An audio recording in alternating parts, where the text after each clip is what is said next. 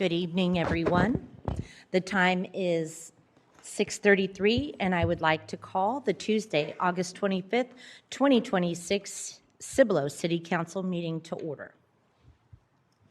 We have an absence this evening. Councilwoman Marissa is out. She did write in a note. Do I have a motion to excuse Councilman Patterson? Move to excuse Ms. Patterson. Second. I have a motion and a second. All in favor? Aye. Any opposed? The ayes have it. All right. Unfortunately, our pastor for this evening was not able to, had an incident, wasn't able to come, so please rise for the invocation.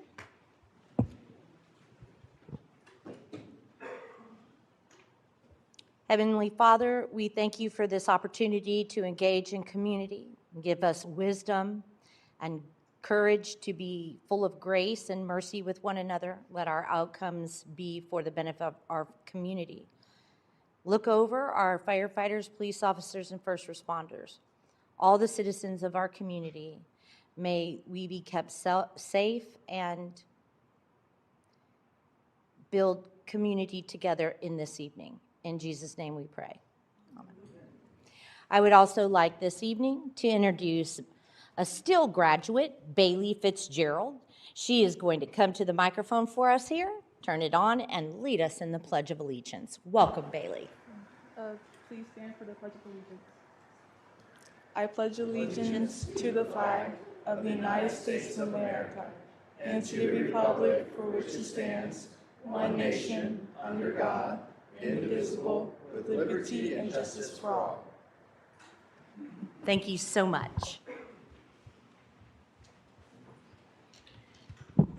Today, under our presentations of awards and recognitions, I am so proud to present the award to Councilwoman Danetta Roberts for the Texas Municipal League Certified Municipal Officer. She has fulfilled all the requirements for this program and is now a certified municipal officer. Ms. Roberts, could you please share with our community what this program is, what it means for you in your service role? Sure. And Thank you for honoring. I do appreciate it very much. I would also like at this time to let others out there know that Ms. Sanchez-Stevens is also a CMO, our Certified Municipal Officer. The training, this means that as a leader, because I'm no offense, I walked in here knowing not a lot, right? So we want to continue training and getting to know as much as we possibly can, so that way we can serve y'all in the best way possible and make positive decisions that are going to affect y'all as residents. So there's 60 hours of continuing education that's required in a 2 consecutive year period. And 30 hours of that has to be in person. So I drove to Austin a lot, Round Rock, Bastrop, some of it here in San Antonio.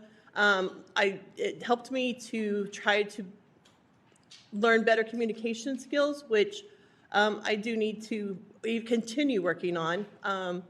And it allows us to be better to serve our residents. So it was an honor to be able to do this for y'all.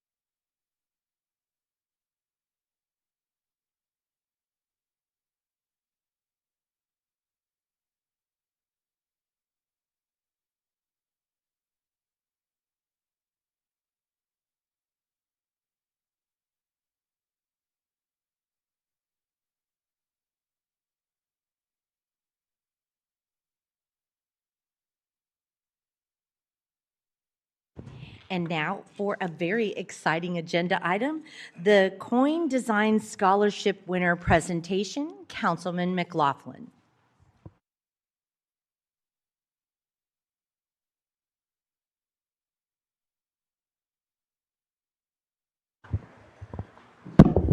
Good evening, everyone.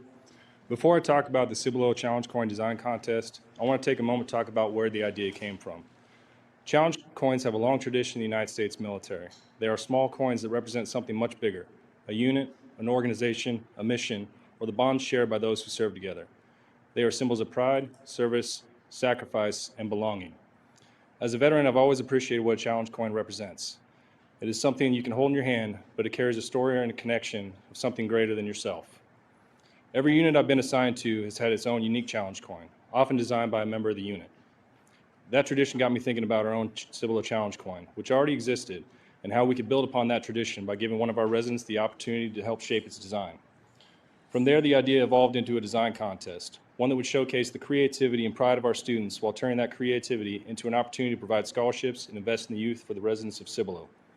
That was the inspiration behind the Cibolo Challenge Coin Design Contest. The idea was simple. Give students an opportunity to showcase their creativity, design something that represents the community they call home, and then turn that creativity into an opportunity to help pursue their education. I'm incredibly proud of what our community did with that idea. In our very first year, we had 23 student design submissions. 23 students took time to put their creativity, their vision, and their love for Cibolo on paper. In our very first year, but that's what makes it even more meaningful is what happened beyond the designs. Together, we raised more than $11,000 in scholarships for our students. That doesn't happen because of one person. It happens because the community decides that its young people are worth investing in. I also want to take a moment to recognize the people who helped take this idea from a concept and turn it into something real. To bring this idea to fruition, I relied heavily on the assistance and guidance of our council members.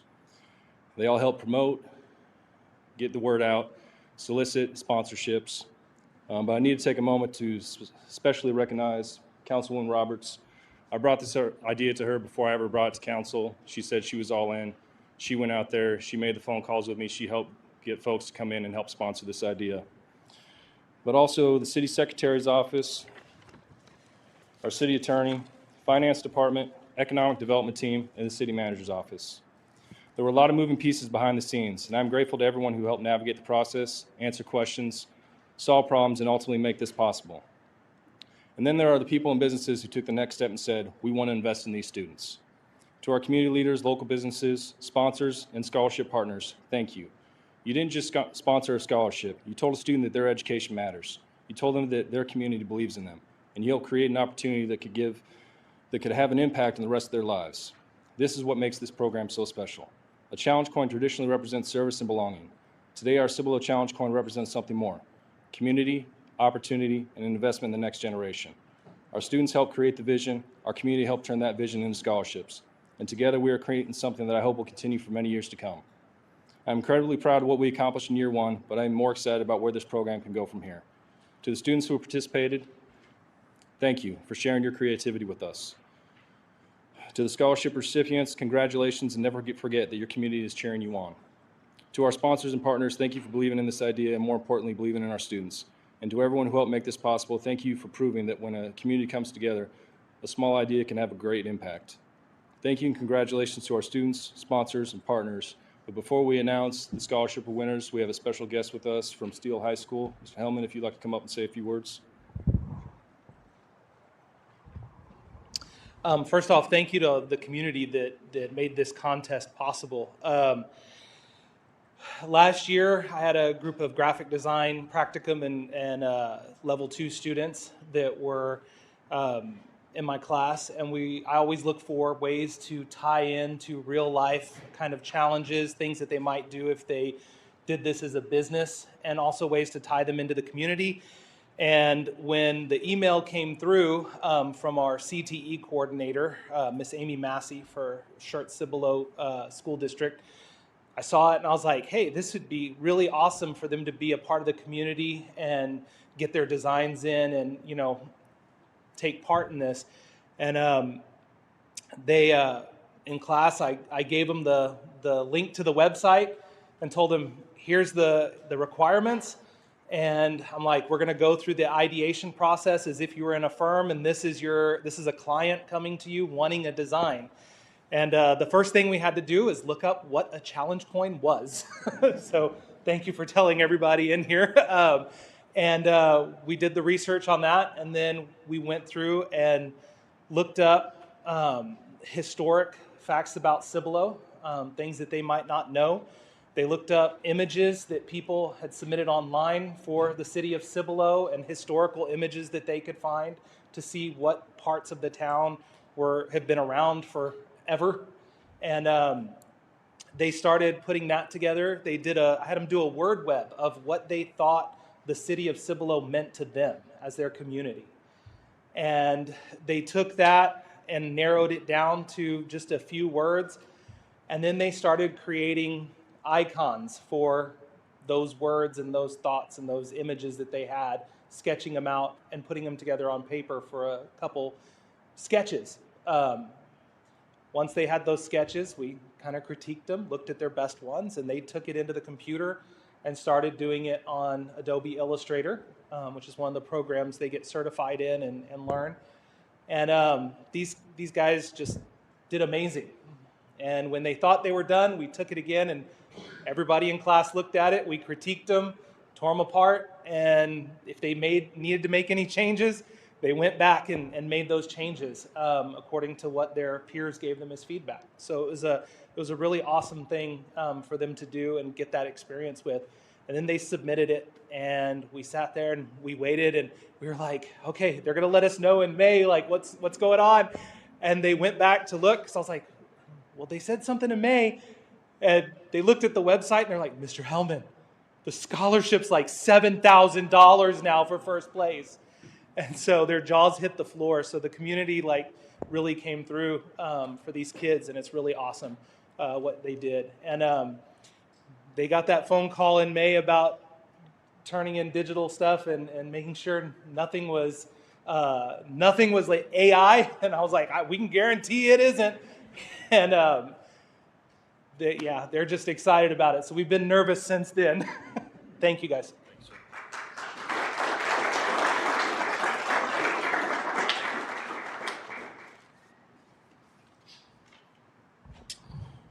Now to our scholarship recipients. I will call you up one by one to present your scholarship, reveal your design, and give you an opportunity to explain the inspiration behind your work.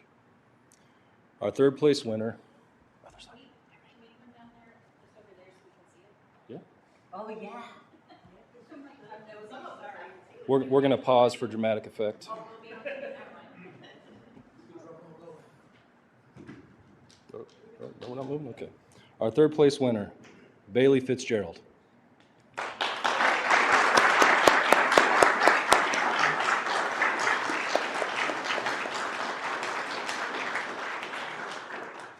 Go ahead, that's your check. We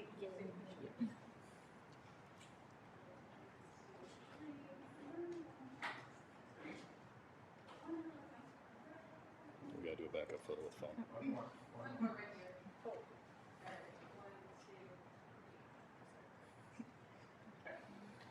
So, floor is yours if you'd like to talk about your design. My design is just inspired by different aspects of Cibolo. So the buffalo is our mascot, and then the water tower is another part that's noticeable. And then for the background, we have the Texas sky, or a flag as the Texas sky, because we're all Texans. And then Unite by Community just means our communities host a lot of events, and we just host a lot of events that bring people together and make us stronger.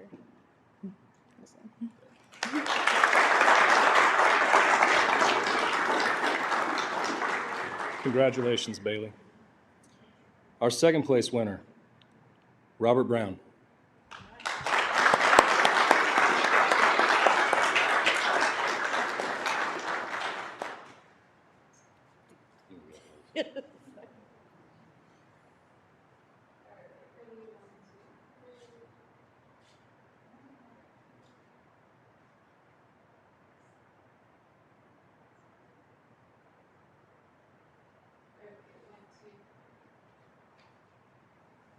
The floor is yours, sir. Thank you, by the way. First off, I'd like to thank my mom for pushing me to be creative and Mr. Hellman for giving me the opportunity to compete in this contest. So my inspiration was just taking things that I saw going around Cibolo and just living here for as long as I have and just trying to put that into the design template. I took the hills, because we're known as hill country. I took the famous train tracks that run right through the heart of the city. And I took our famous buffalo, put it right on the middle, and took the boldness of our city and put it right on top. That's all I got.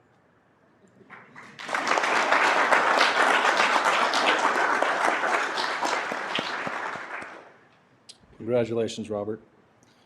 And our first place winner, Mr. Jackson Boyle.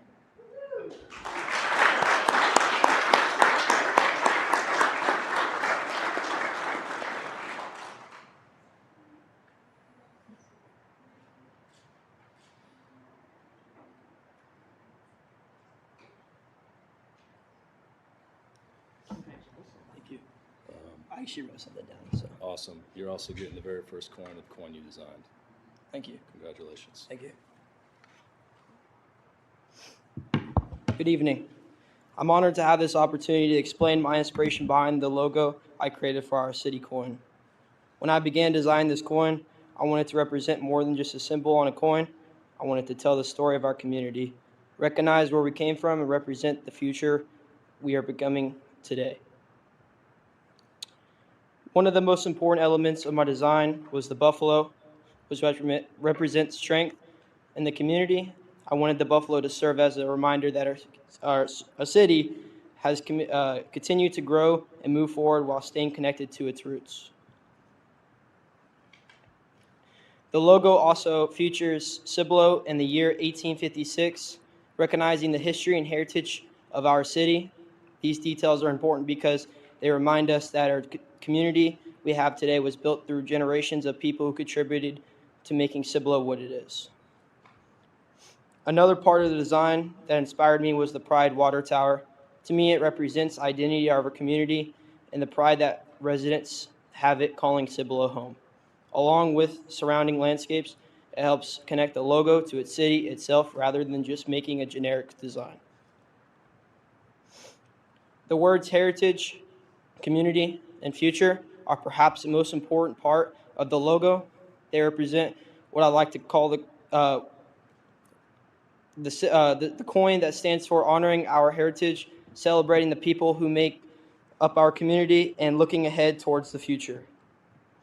Finally, the circular design and detailed border were created to give the coin a traditional and lasting appearance.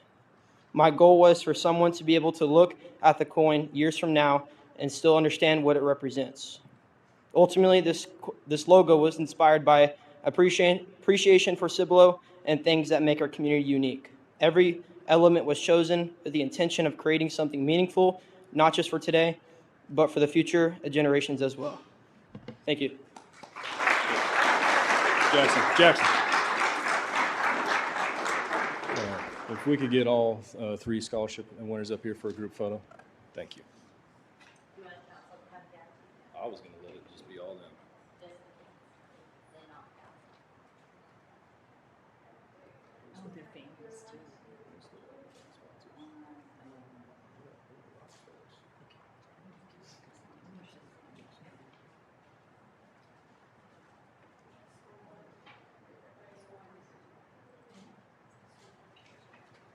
Okay, don't anybody go anywhere yet.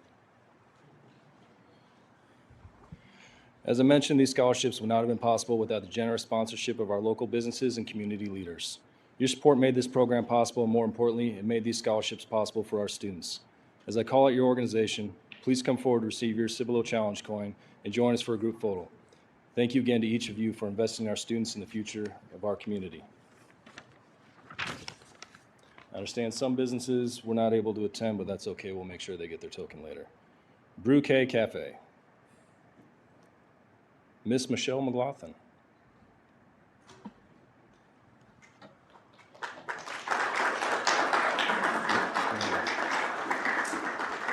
Easy Deasy Clean Incorporated.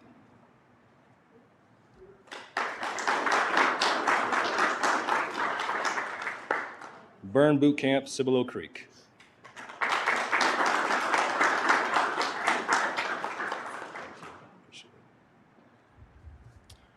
Fluff Butts.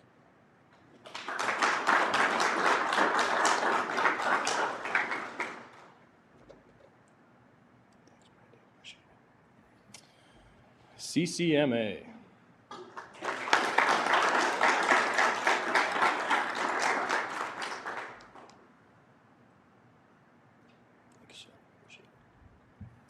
Style and Hair Salon.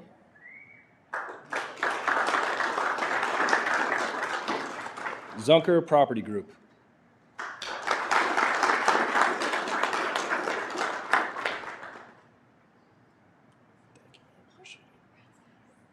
Buffalo Crossing Homeowners Association.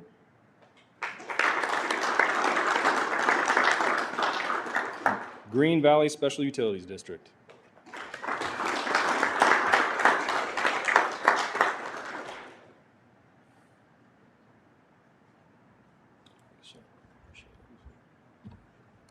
Guadalupe Accounting Services.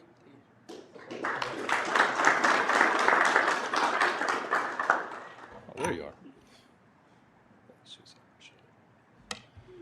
Ansley Staining and Exterior Works.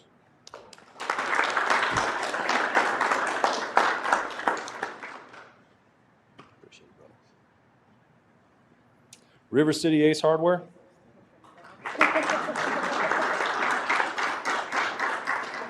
Southern Landscaping.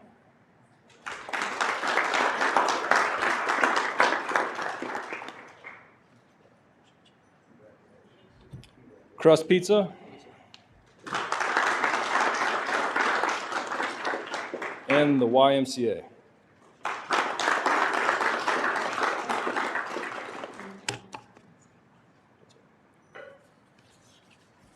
I didn't do this on purpose, but Alex Hartman from State Farm.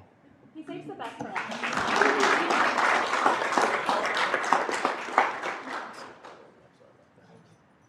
So thank you all. Couldn't have done this without you. I appreciate you all coming out and taking time out of your day to recognize the hard work of these students.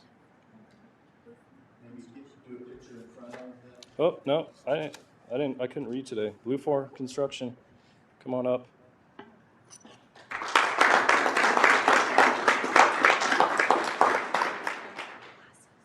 I left them at home.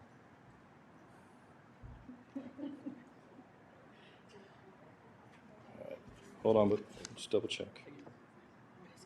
Yep, we're good. All right. I'm gonna get out over here. Do we have to get closer?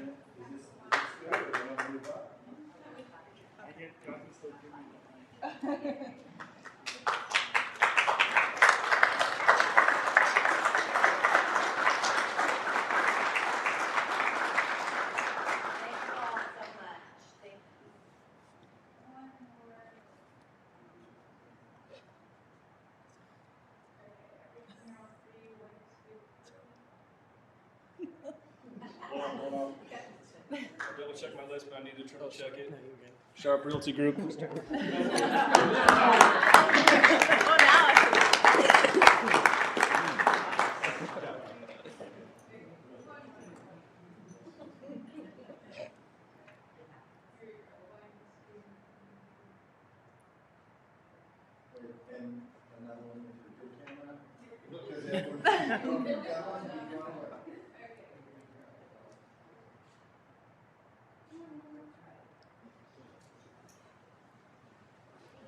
Thank you all so much. Congratulations. Thank you so much.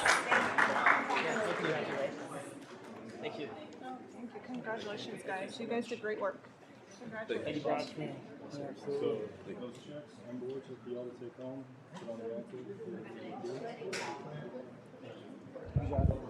We do have cookies and refreshments in the back. I invite you all to congratulate each one of these students and all their hard work.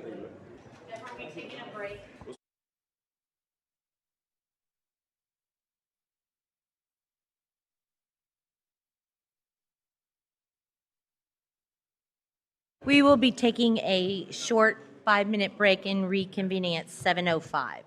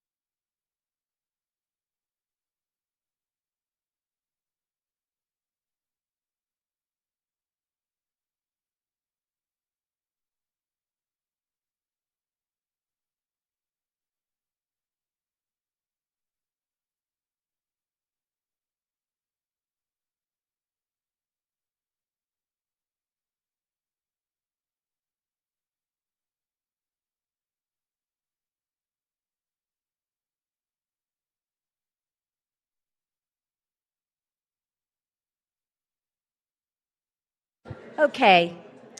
If everyone could make their way back to their seats so that we could call the meeting back to order.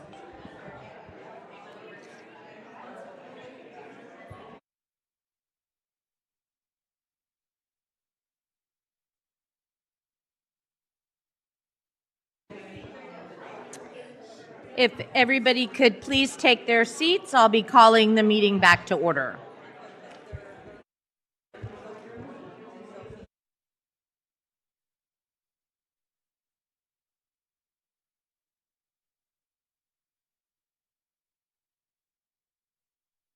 Okay, I'm getting ready to call the meeting back to order.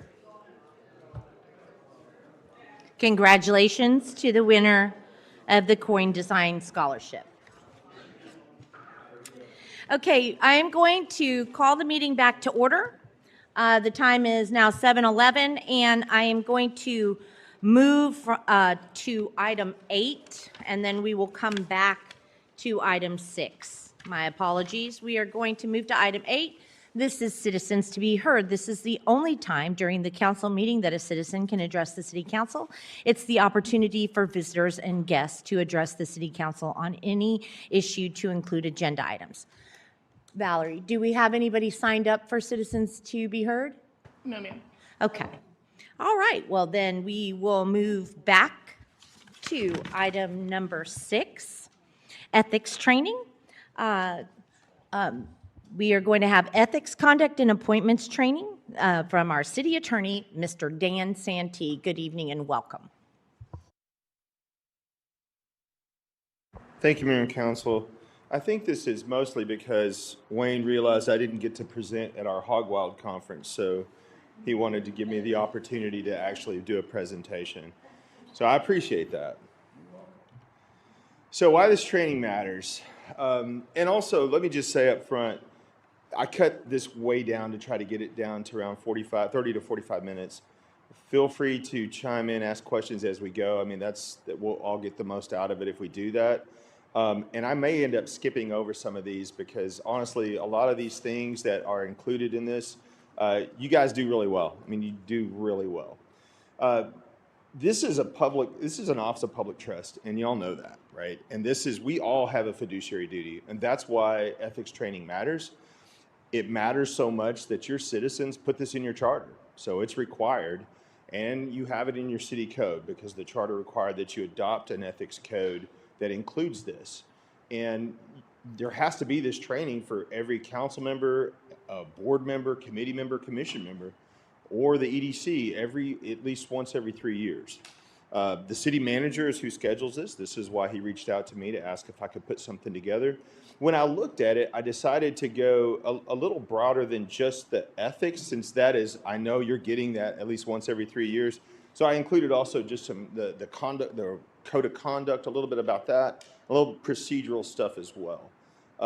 One of the things that you have here is you don't, to my knowledge, and Valerie can certainly correct me, I don't believe that you've adopted or followed Robert's rules. You have your own rules. And the only issue with that at times is there can be some gaps. And so we're going to cover that specifically because there are some things in your rules of procedure that try to fill those gaps very broadly. Here's what we'll cover: code of ethics, complaints and hearings, code of conduct, meeting rules and procedures, and just ongoing obligations. Now, we're going to do a 30,000 level view of these things, and I know that y'all have probably read through all this material as well, which is helpful. So if there's specific questions that you have or things that aren't in this presentation, just raise your hand and we'll cover it. So part 1, the code of ethics. So who does it apply to? It applies to the mayor, council members, appointed board members, committee members, commission members, and corporation members.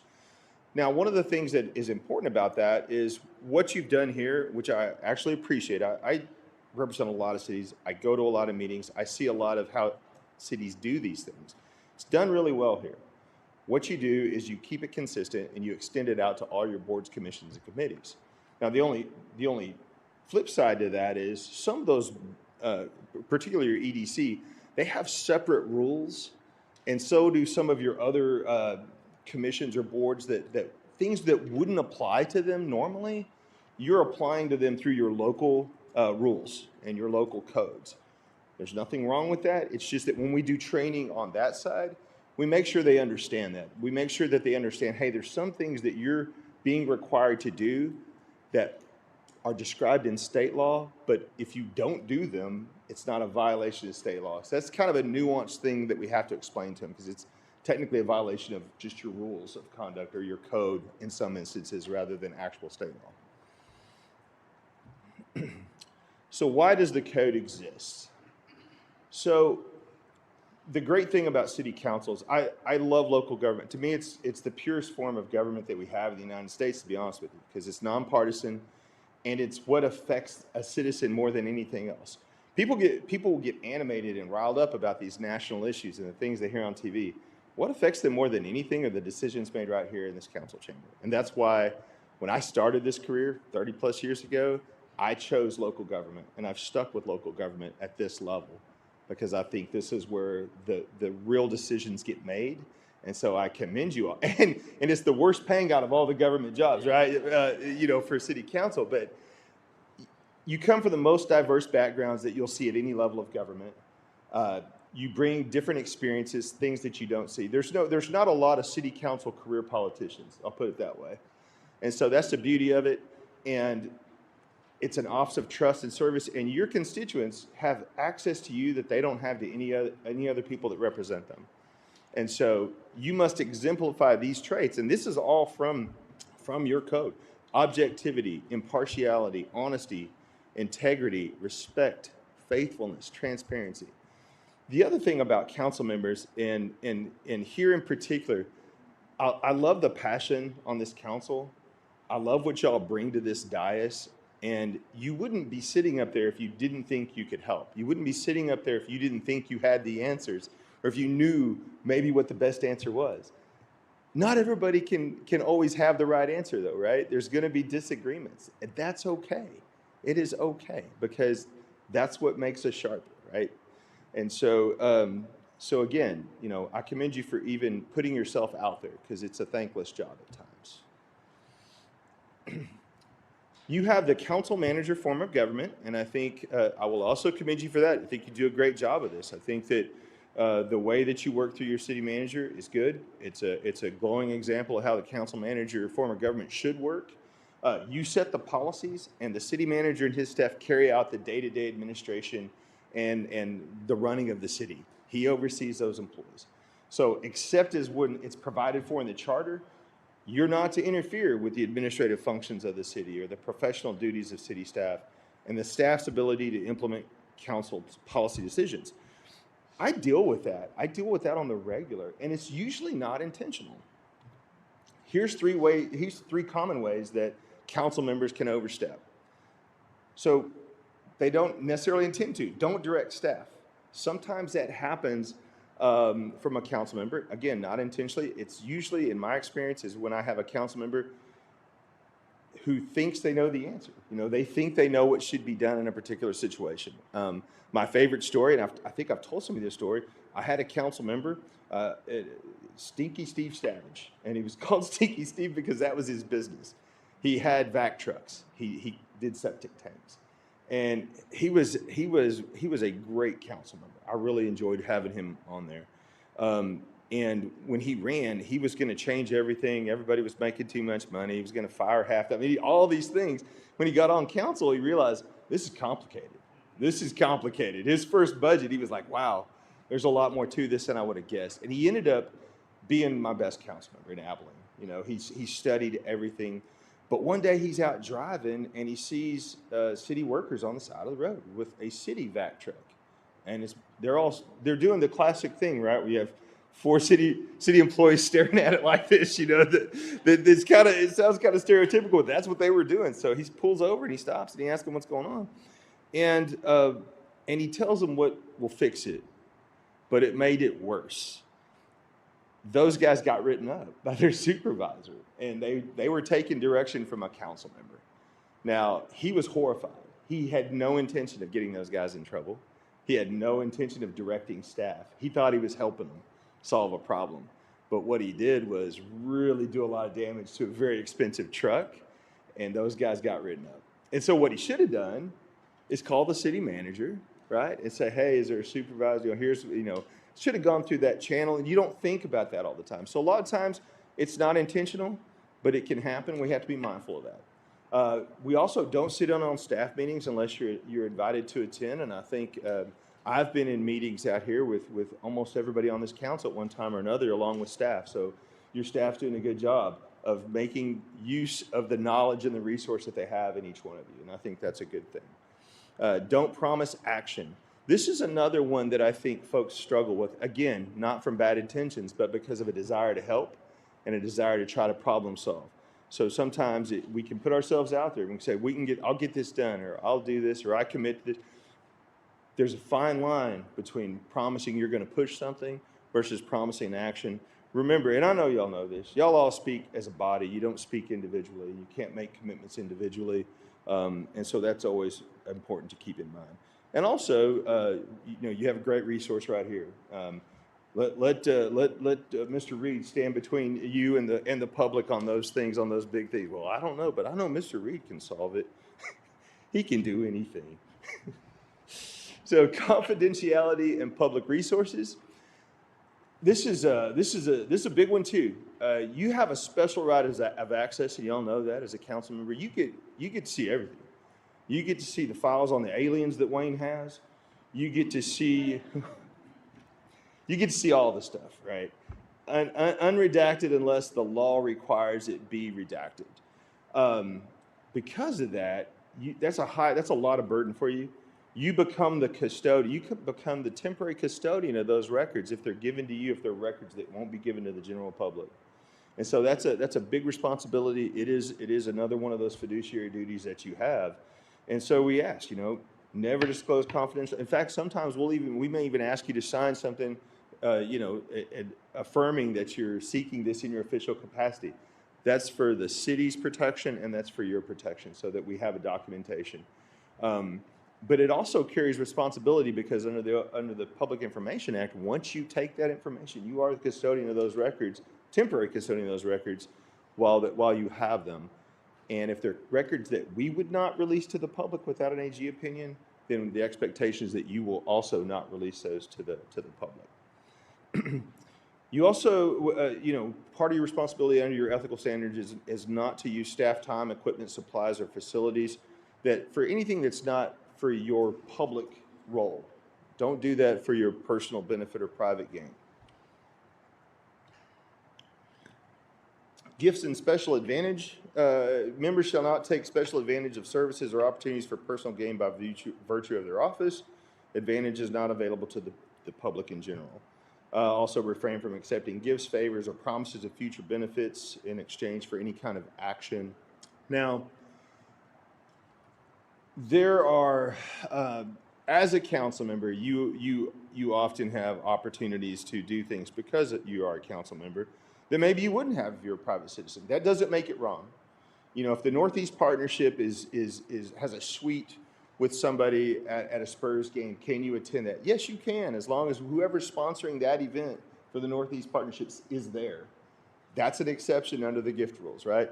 So if I'll just throw Republic out there. If Republic has a suite and they invite, members up there, you can go up there. That's not the acceptance of an illegal gift.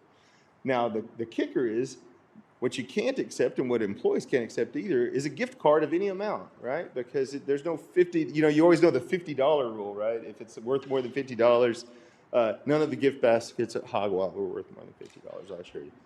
But a gift card is an equivalent to money. So money of any amount or an cash equivalent cannot be accepted by anybody in public service.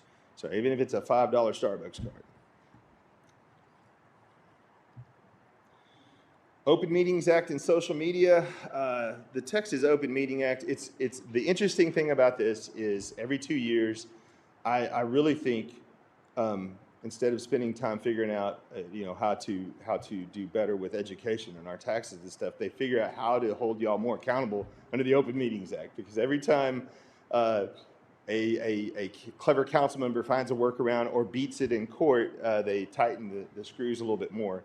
And so a few years back when that happened, what they did was they really put in further definitions on the whole walking quorum and on the daisy chain of communication, things such as that. The thing that often council members don't realize is that obviously you don't have to be together to violate the Open Meetings Act, and obviously you don't ever have to talk to each other to violate the Open Meetings Act. A third party can do that. So, you know, I'm not anti-development. I'm anti-developers. The attorneys that represent them are friends of mine, but we go back and forth all the time about, please don't put my client at risk. You know, they're the only ones that go to jail. I don't go to jail, you don't go to jail, nobody else in the room goes to jail except that elected official if they meet with you and then you meet with others and it constitutes a quorum and something goes sideways. And so it's just something to keep in mind. The other, that's a pretty common pitfall. The other one that can be troublesome is social media, because unless the city has an official message board, you know, there's a way you can set up an official message board. I'm not advocating for it, but there's a way to do that where council members can participate on a message board, and there's very specific rules for it in the act.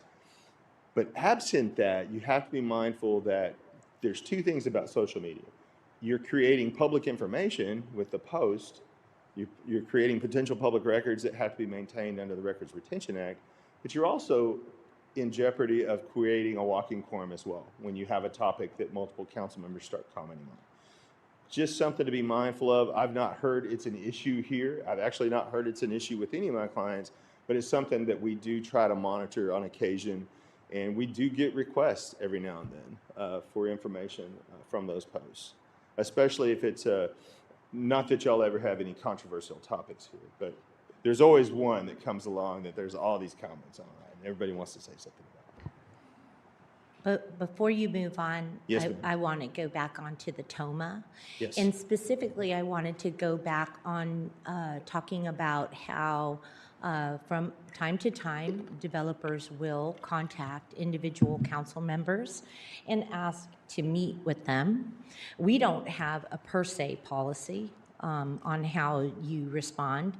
And so the way that I would respond is to ask Mr. Reed to have his staff respond to the developer that I don't meet with developers, unless there is a special need to meet with the developer, and then if and when that ever occurred, I would need to be present with the appropriate staff member that Mr. Reed would assign, and possibly have the city secretary there to take notes.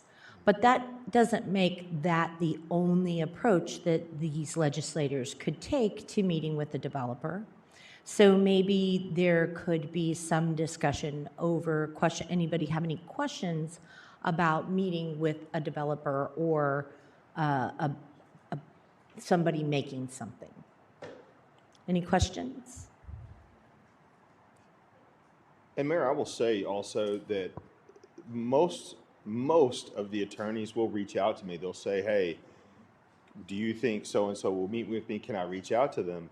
And I tell them, no, I don't think. I was like, if they've listened to me at all, they probably won't meet with you, but I can't stop you from asking them. You know, I was like, so you're not going to offend me if you ask them. It's like, but they might tell you they'll meet with you if I'm there or if Mr. Reed and staff are there. It's like, and I don't have an issue with it. Generally, I don't have an issue with it as long as it is limited to, you know, if they just want to meet with the mayor. It's just, I don't have control over it. And that's what always makes me anxious, and you don't have control over it. You know, even if you do everything right, you don't have control of what they do when they leave that room. And actually, their attorney doesn't either if it's a developer, because that individual can go and do whatever it is they want to do. Yeah, I've had different cities take different approaches, whether it's a policy or whether it's a development subcommittee of the you know, council and P&Z or something like that. I mean, you know, there's different ways that different people approach it to try to avail themselves, make themselves available. And, you know, those are things we can always talk about, but it's just be mindful of those things. Because you've never been as popular as you'll be as a council member when you have a city that people want to develop. That's for sure. Well, and I think for clarity in what you were saying, if the developer said to Councilman X, I'm only going to meet with you, Councilman X, and Councilman X takes the meeting, and then the developer or the individual would then go to Councilman Y and Z and A, and then you're in trouble. You just have no, yeah, and you have no control over it. And again, it's not that there's still elements that have to be proven, right? I'm not saying that it's a slam dunk that everybody's going to jail. There's elements that have to be proven. There does have to be intent, but there's a presumption. There's a presumption. There comes a point that there's a presumption of deliberation when you've met with a quorum of the council, and that's the real danger in it. Mr. Santee, I did Yes. have a question on that slide Okay. just as well, because we do have multiple community pages adminned by other residents. In here, it says, do not post city business communications where a quorum of members could view. So are you saying that if, let's say, 5 council members are on the same community page because they simply view it, let's say one council member posts something, the budget, we're having a budget workshop, and then residents start commenting on that, but then because the other 4 council members can view that interaction, is that considered a walking quorum? Because it was my understanding that the viewing part is don't comment in a quorum. Correct. But, viewing it is not necessarily a quorum. That's correct. Okay. Yeah, there has to be deliberation, and so just viewing it, I don't think anybody can make the accusation that viewing it is deliberation. But once you start let's say that you saw that and you said, well, yeah, we're doing the budget, and here's what I think is good in the budget, and then you had a quorum of the council agreeing with you and saying yes, and this needs to be in there, then you start having deliberation, because that's almost like y'all are sitting up here talking. Just viewing it, no, that's not going to get there. Conflicts of interest and disclosure, investments and interest in real property, sources of income and gifts, and this all tracks with 271. So I'm not going to, I think y'all are very familiar with that. You know that you have to file those affidavits. If you know you have a conflict, file that affidavit before the meeting and abstain. And abstention means, and this sometimes this gets misunderstood as well. It hasn't happened here, but particularly with newer council members, the first time they have to abstain. If you've been on any other just community boards and commissions, it's not the same level of rules and such, and so you often will discuss stuff at the HOA or something and then abstain, right? But you can't do that on the council or on any of your boards or commissions. If you abstain from all discussion. You can't be a participant.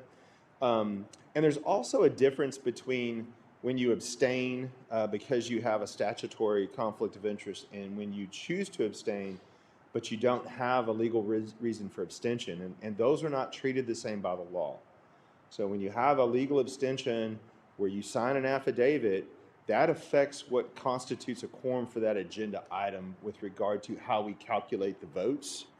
That comes into play when we have a supermajority. It comes into play when we have just votes on I think on bonds. There's a certain number of votes where we have to calculate a supermajority, and if you abstain on those statutorily, is better than if you just decide to abstain. Because if you just decide to abstain, you're present and qualified to vote, and so it's not treated the same.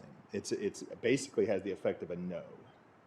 So it's just important to understand the conflicts rules and when they apply and when you must abstain and when you just volunteer. Because I can't make you vote. Nobody can make you vote. You have rules of conduct that says that you must, but you also had a provision in your rules that was not in compliance with the law, because it said that if you chose not to vote or abstain, it would be treated as, it could be counted as a yes, but cannot be counted as a yes. Under the Constitution, under the case law from the Supreme Court, you cannot count a non-vote as a yes under any circumstances. So,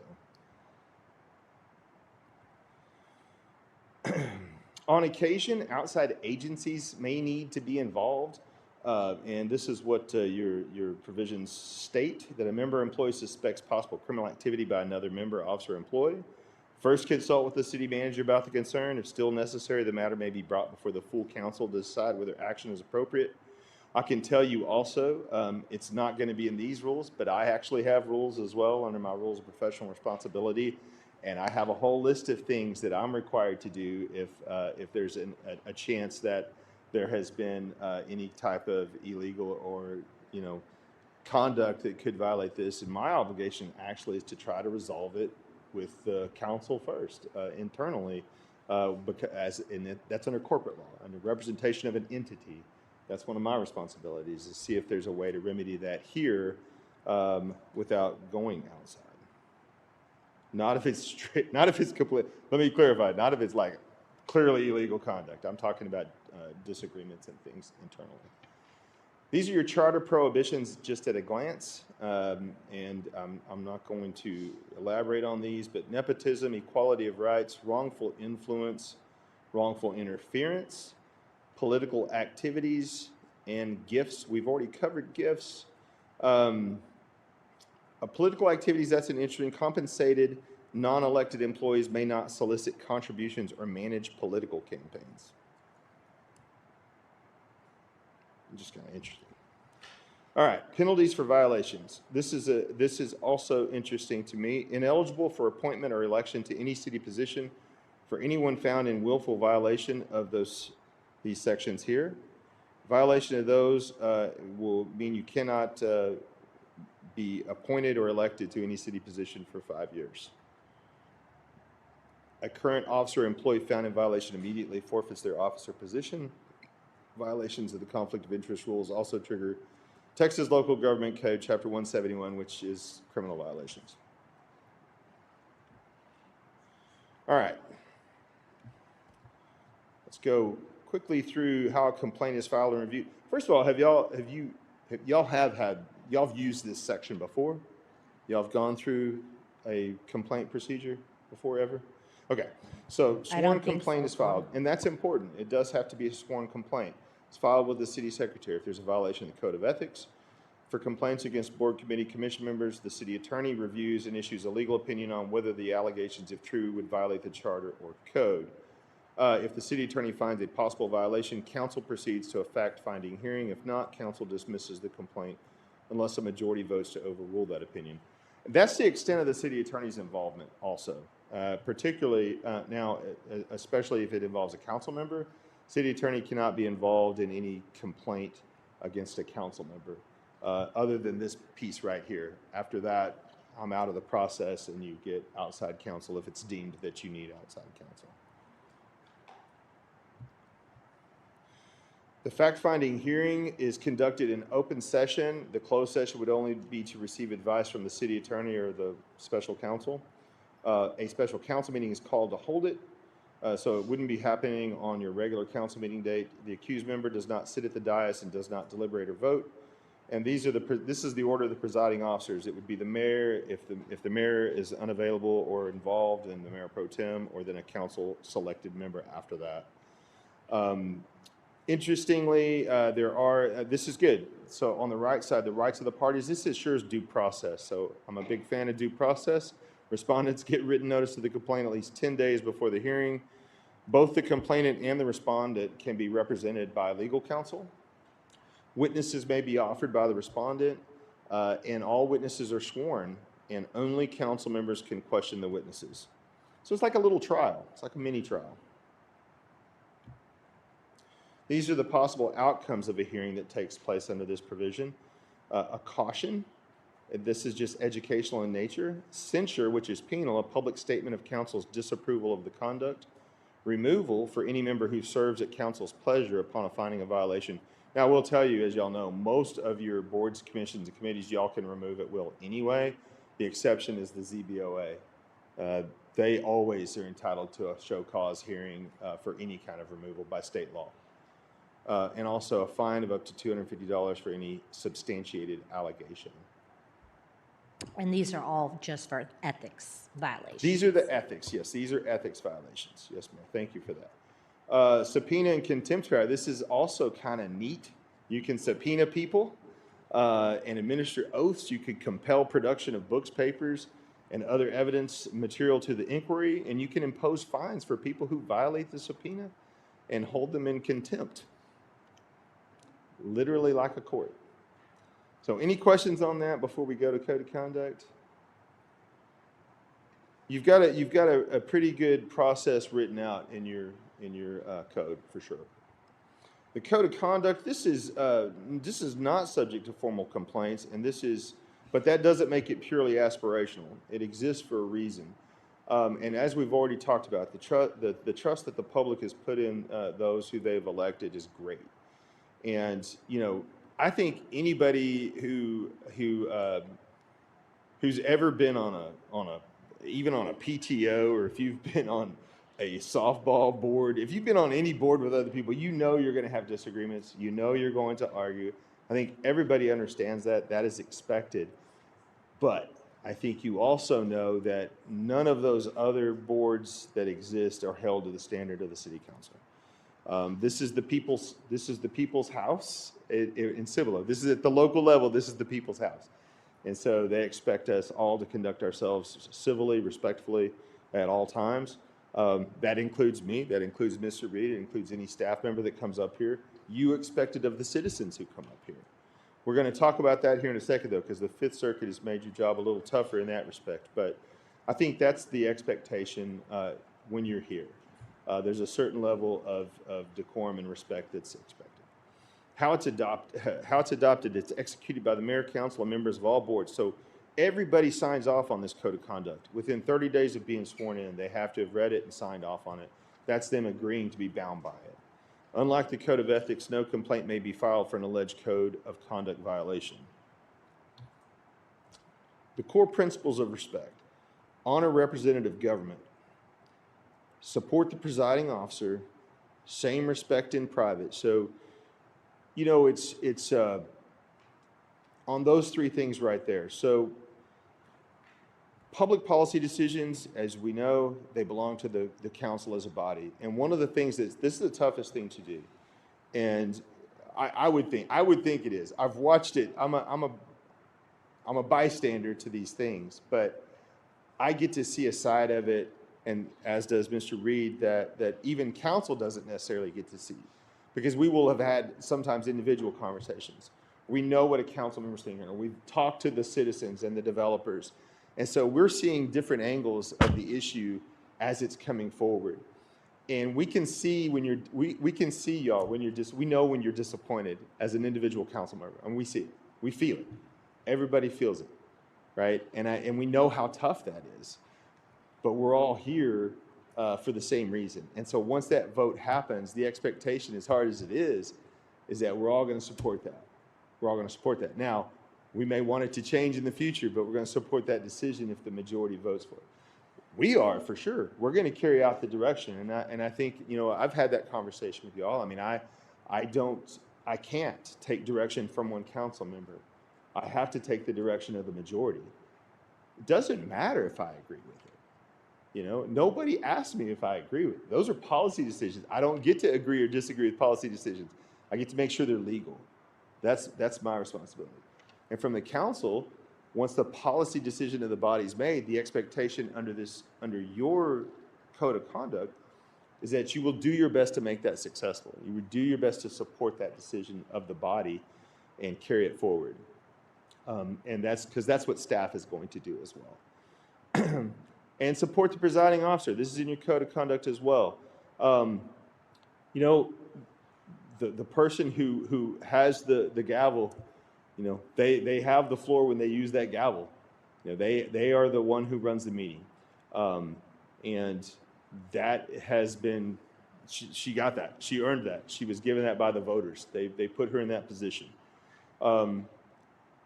The other piece of this that I've had come up, not here but elsewhere, is that same respect should apply in private, and that sometimes is the challenge, right? Is that when you're not here under the lights, live streaming or whatever it is, however you broadcast, and you're out in the community or you're on social media, and someone's like, "Yeah, what do you really think? How do you really feel?"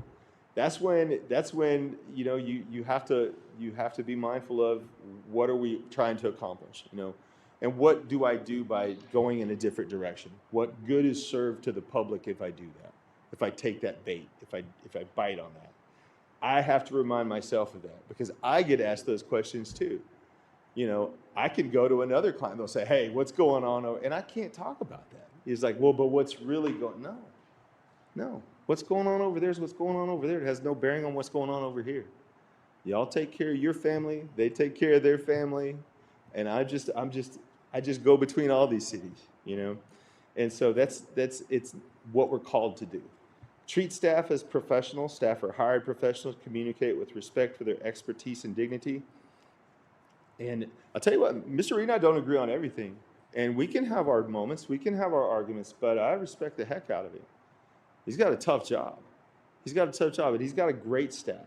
Again, I don't always agree with them, but I don't have to always agree with them. I will respect them, and I will do my best to make sure that what they need to get done gets done legally. That is my job. Respect the board and commission work. Don't use your position to unduly influence their independent deliberations. This is a big one, and you guys are the final decision maker. You get the final say on almost everything. Let them do their work. You picked bright people. Y'all have a process you followed. You did your interviews, you did your due diligence, and you appointed these people to do a job. Don't micromanage them. I'm not lecturing you. I'm just saying, don't micromanage them. Resist that. Let them do their thing. Let them arrive at independent decisions, because you need to hear that. If you just want an echo chamber, then just appoint people who are going to do whatever you want them to do. Just appoint people that will never challenge you, ever disagree with you. We see how that works at different levels of government. It doesn't, right? So appoint people. I'll tell you what I do. In my hiring practices, in my law firm, I try to hire people smarter than me. I want people smarter than me. I want people to push me. I want people to challenge me. I want people to make me better. And so if I were appointing people to commissions and committees, I would want the smartest, brightest person. I would want somebody who wants my job to be on that commission or committee. I want somebody who's that dedicated, who sees it as an opportunity to advance their service to the city of Cibolo, maybe run for council someday. That's who I want down there. Never criticize an employee publicly. If something like that comes up, reach out to Mr. Reed privately if you have concerns about any of his staff or anybody who reports to him. And I guarantee you he will listen, and he will address it if it needs addressed. Before you move on. Yes, ma'am. There are a couple of items on this I'd like to go over or share with council. Supporting the presiding officer, letting the mayor or the chair keep discussion on track, raise objections politely and per the charter. The one thing I would like to say about this is that I take my role as the presiding officer very seriously. There are a series, a big lot of policies and procedures that I am required to follow, meetings that I'm supposed to have. And so I would say that you should be supporting your presiding officer, barring them not following those policies and procedures. So each of you have been invited to participate in the agenda review, and you have an open-ended invitation. You just have to email Valerie so that she can determine that we don't have too many folks at the agenda review. Second, respecting our boards and commission work. This is a critical component that was added to the charter in this last election. We added that the council would put in training for our boards and commissions and fund it. This is a serious commitment we as council have made to our boards and commissions to show them the respect that is due the volunteers of the citizens of this community. So I just wanted to point those out and talk about the charter change. Any questions? All right. Thank you. Appreciate that, Mayor. I think we've touched on this already. Speak with one voice, and I think that's imperative for councils, because if debate's great. You don't have to have a unanimous vote every time, but that is how you speak with one voice, is through that vote. And after that, like I said, it helps if everybody's rowing in the same direction, following a decision. As with all things, route requests through the city manager. And it also says here, and I can tell you, I don't know that this is 100% followed at all times. Route requests for city attorney research or action through the city manager. I have had folks reach out to me. I'll be honest with you, I didn't know this. I didn't know they were supposed to come through Wayne. I will often copy Wayne on responses, and he and I collaborate a lot. We probably talk daily, I would guess.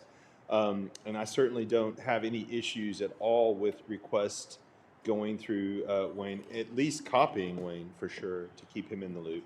Unless, it says here, except on matters where the city manager's own performance or sensitive personal but city-related matters, so. May I ask a quick question? Yes.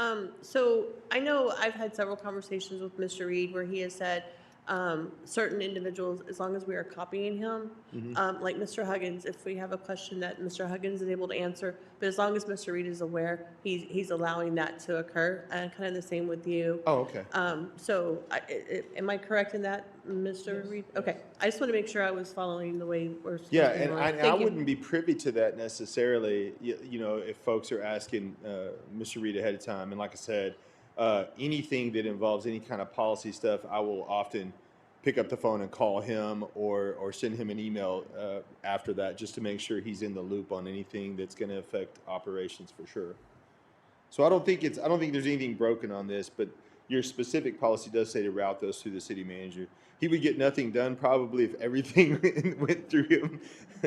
So that's probably why he's fine with it going elsewhere. Can I also ask a question regarding bullet point number 2? Materials provided to one member in response to a request are shared with all members, so everyone has equal access. Can you elaborate on that, please? So what that is indicating, so ideally, okay, and I don't know that it happens every time, is that if a question for something, or whether it's research or if it's the answer to something, comes in to Mr. Reed, then or me for that matter, it should go out to all members of the council. Now, I don't know if it goes out all at the same time or anything such as that, but it should go out to all council members if there's research done or if there's an answer to a question or something such as that. So just to kind of further expand, if I have a question regarding something that's on the agenda or maybe something within the community, let's say there is, traffic piling up on a construction area, and then I inquire about that, he gets back to me, ideally he would need to let the rest of council know? Or does it depend on what it is? I think there's always going to be an element of discretion involved with this. I don't think everybody on the council wants to know every single thing that comes in, but if you do, you do. I would expect, Wayne can speak to this, I would think that some of these things show up in his city manager report. If something comes in that is of interest to everybody, I would think it might make its way to that rather than like an email. But I also have been on some emails where Wayne has informed the whole council of issues that he felt rose to the level that everybody needed the information, and he will have included me as well. So I think there's always going to be an element of discretion that's part of this. I doubt that it's honestly going to be every single thing that comes in. Sometimes I'll get a quick call from a council member, and it's a question I can just answer right there over the phone, right? It's not something that I'm just not going to, and I can, right? But my practice is that I'll forget by the time I get to my office or to the house. I don't send those out to everybody because it was just a quick answer. Well, the council person, the council individual, if they feel that it rises to the level, is always encouraged to share that information with Valerie via an email to be shared with all of council. So sometimes I have seen where folks say, I didn't have this information, or I wasn't told this information. And I think it is that level of discretion comes with a consequence. And so I think as council persons, as we move forward and try to work more congruently together, if you have a piece of information and you think that that information would be helpful to other council members, whether they are interested in that topic or not, because one person's maybe more interested in economic development, another person may be more interested in roads and drainage, or we all have our neighborhood or our idea. That's our top idea, and as it should be. But it might behoove us all to think, oh, I could share this information. I could write an email, like we're trying to do better with sharing the training classes that we go to, or those kinds of things. So we can all do a better job of communicating with one another, the things that we know, and it is the modern day miracle when we get it right. So. Right, and I will tell you, when I put this together, I reached out to Mr. Reed. I was like, I don't know that I've done this. I don't know that I've done this every time. I know I haven't. So Mr. Santee, can I just add? sure, of course. Well, I agree with what you're saying, and this level of discretion takes several forms. One is the council member responds to me and says, please share this with all of council. I zip that right back out to council. You can also send it to Val and say, please send it.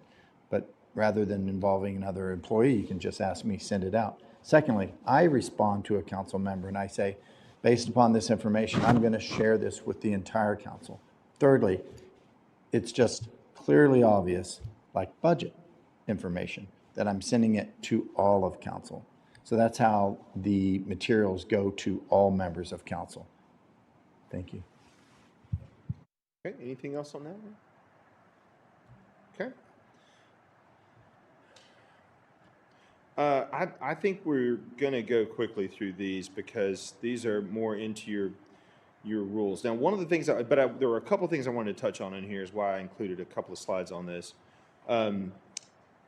So the rules are intended to govern the conduct of every board, commission, committee, and corporation to ensure fair and open deliberation and decision-making. One of the things that it doesn't do, when a rule doesn't cover something, the presiding officer rules on any question of procedure not otherwise covered by these rules. Now, this is where I feel like your scope of your rules kind of fails you just a little bit, right? Because unless Mayor Latimer is extremely proficient in Roberts, she may not. I mean, and I'm not saying you wouldn't, but she may not know. Like, I mean, she just may not know what's going to happen. And I can tell you, I don't have Roberts. If the question's asked of me, I don't have it memorized. I don't know. Well, Val probably does, actually. But so it's like, so she has to rule on a question procedure, though. So if someone calls a point of order, your rules don't say, well, what happens after that, right?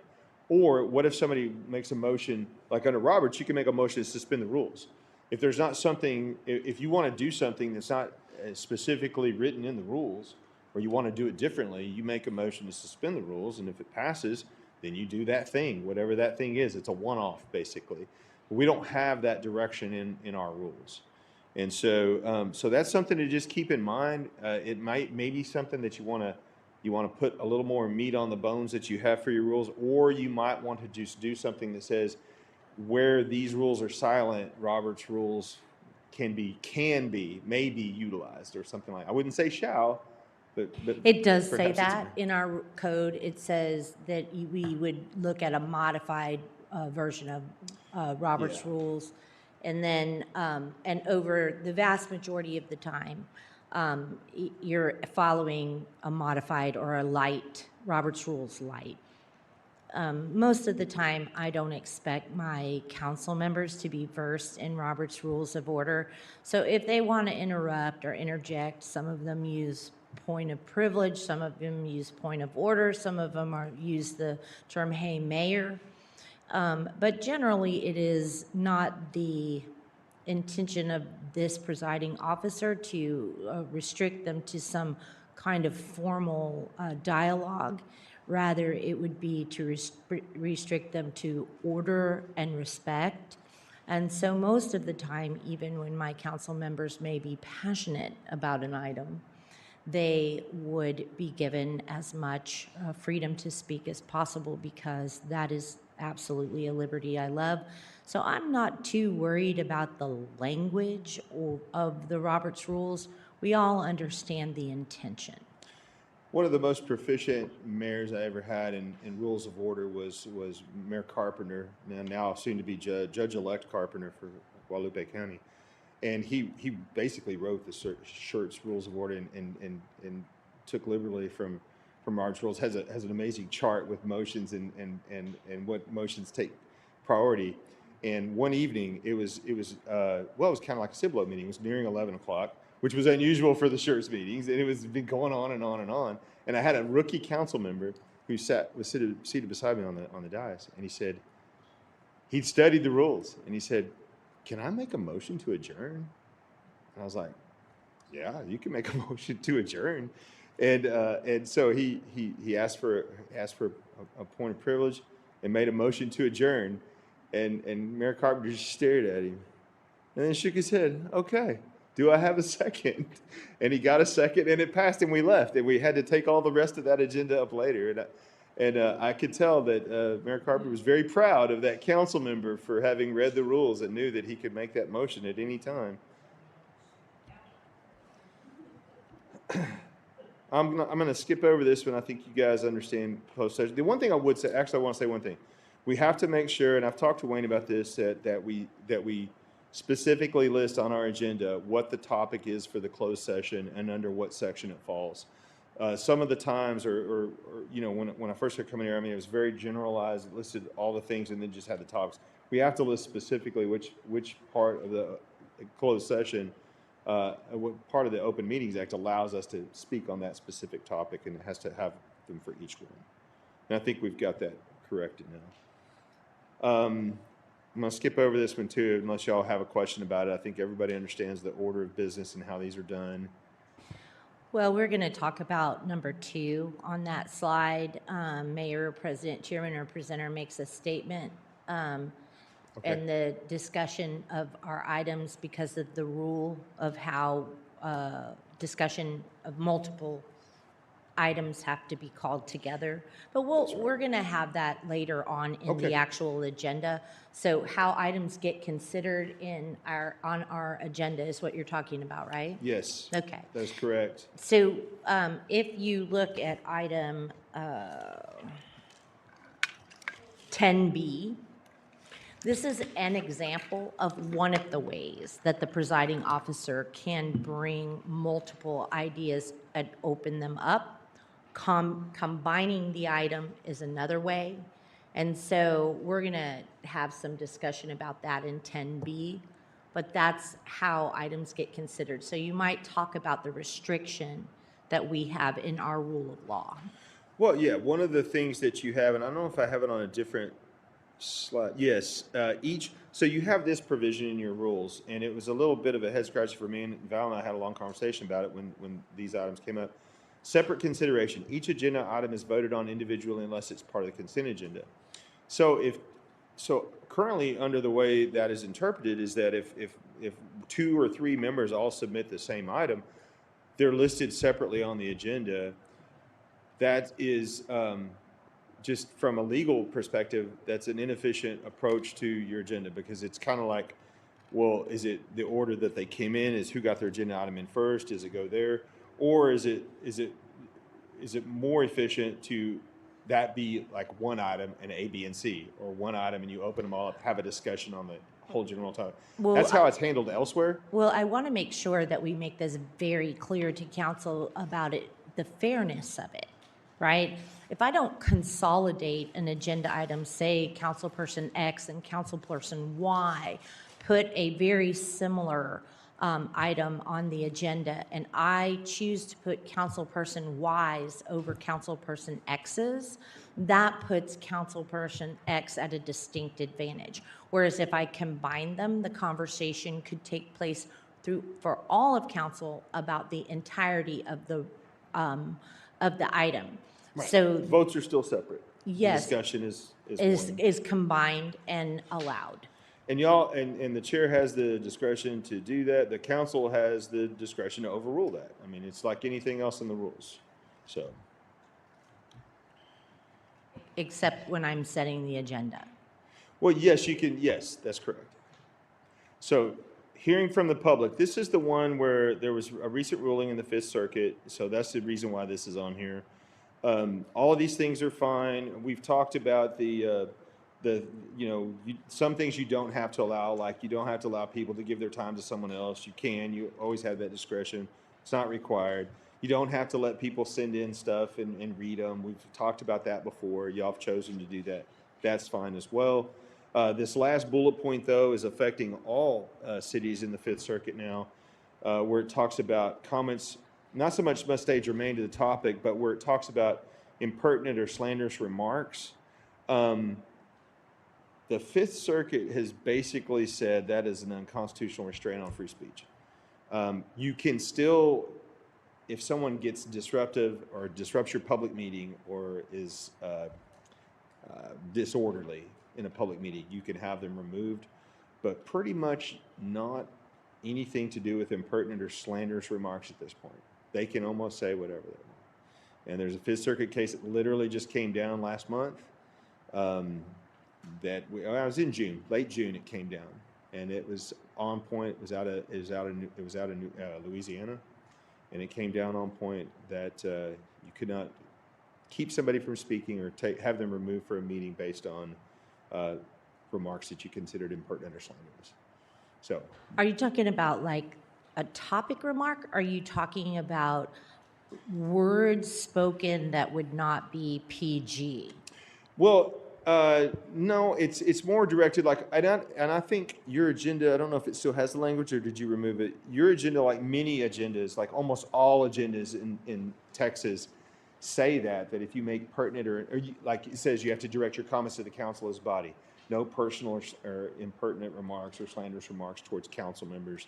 So if they wanted to come up here and say, you're a liar, you're a cheater, you're, this, you're that, that's not grounds for having them removed, basically.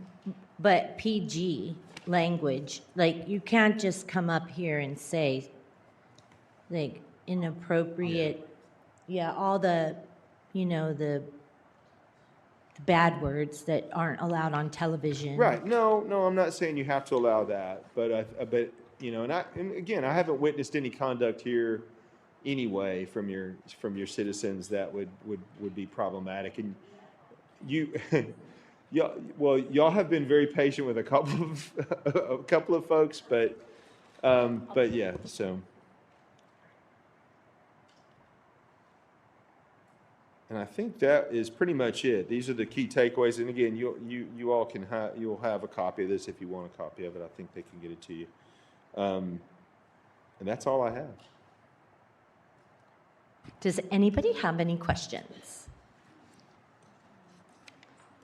Great. Wonderful. All right. Thank you so much.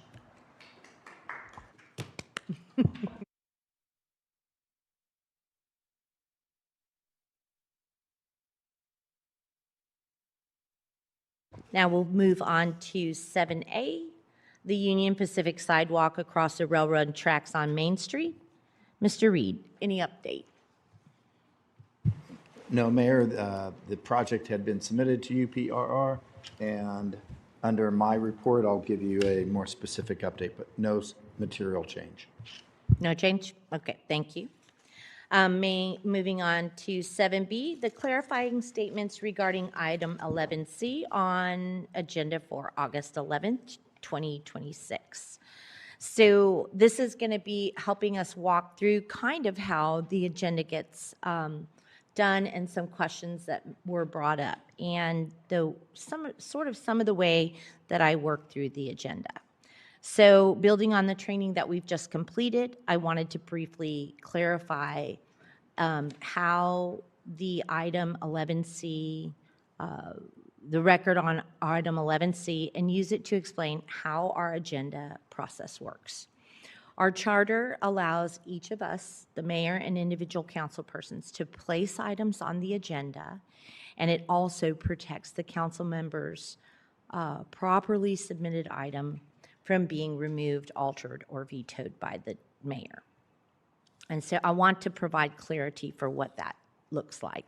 In this case, this particular item, 2 requests concerning the same matter, filling the vacancy on the CBLGC board. And a council member had written a request that read, discussion action to have a new appointment made to the CBLGC entity. And I made a similar request identifying Jason Day as an applicant for that particular CBLGC entity. I consolidated these overlapping requests. The council members' requested discussion and action remained before council exactly as submitted, and my request added an applicant for the council's consideration, opening up both requested items on our agenda. And importantly, council still had the ability to have discussion action to have a new appointment made to CBLGC. Now, we saw this distinction demonstrated by the same council, this very same council, on March 24th, when there was a posted CRWA appointment for a gentleman named Chris, and yet a different candidate named Saif was nominated from the dais and appointed by this very council, 6-0. So this council has experience with an agenda item and changing the name on that item. And I also want to clarify one factual statement made during the item 11C. There was a statement made that the individual wasn't asking to appoint anybody at that particular time. And the written request had stated for discussion action to have a new appointment made to the CVLGC entity. Had I changed that written request, I would have altered the agenda item. My intention as the presiding officer is to be responsive to this council and create a productive process for doing this important work. I welcome council's input on how we handle overlapping agenda requests going forward so we can work as effectively as possible as demonstrated on our agenda tonight, and by your invitation to attend my agenda meetings. They are open to you all. TOMA also places a limit on us as council in that council deliberation outside of the properly posted public meeting. The dais is where our collective deliberation belongs, publicly and with every member able to participate. So that's why I brought Mr. Day forward with his qualifications and said he was there to be questioned and considered. Considered not only as the only consideration for the appointment, because you could have made a motion, made no motion, or taken action, accepted, denied, or taken no action.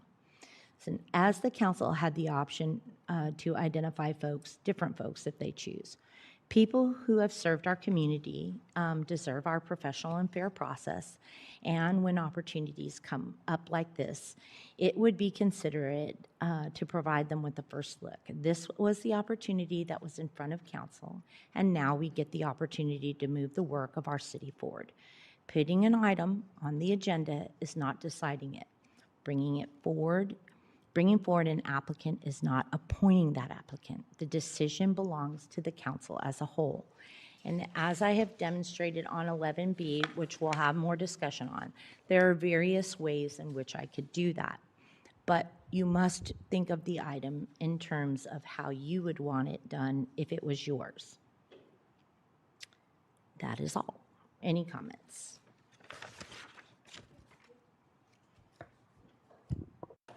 I appreciate you bringing this forward, Mayor. I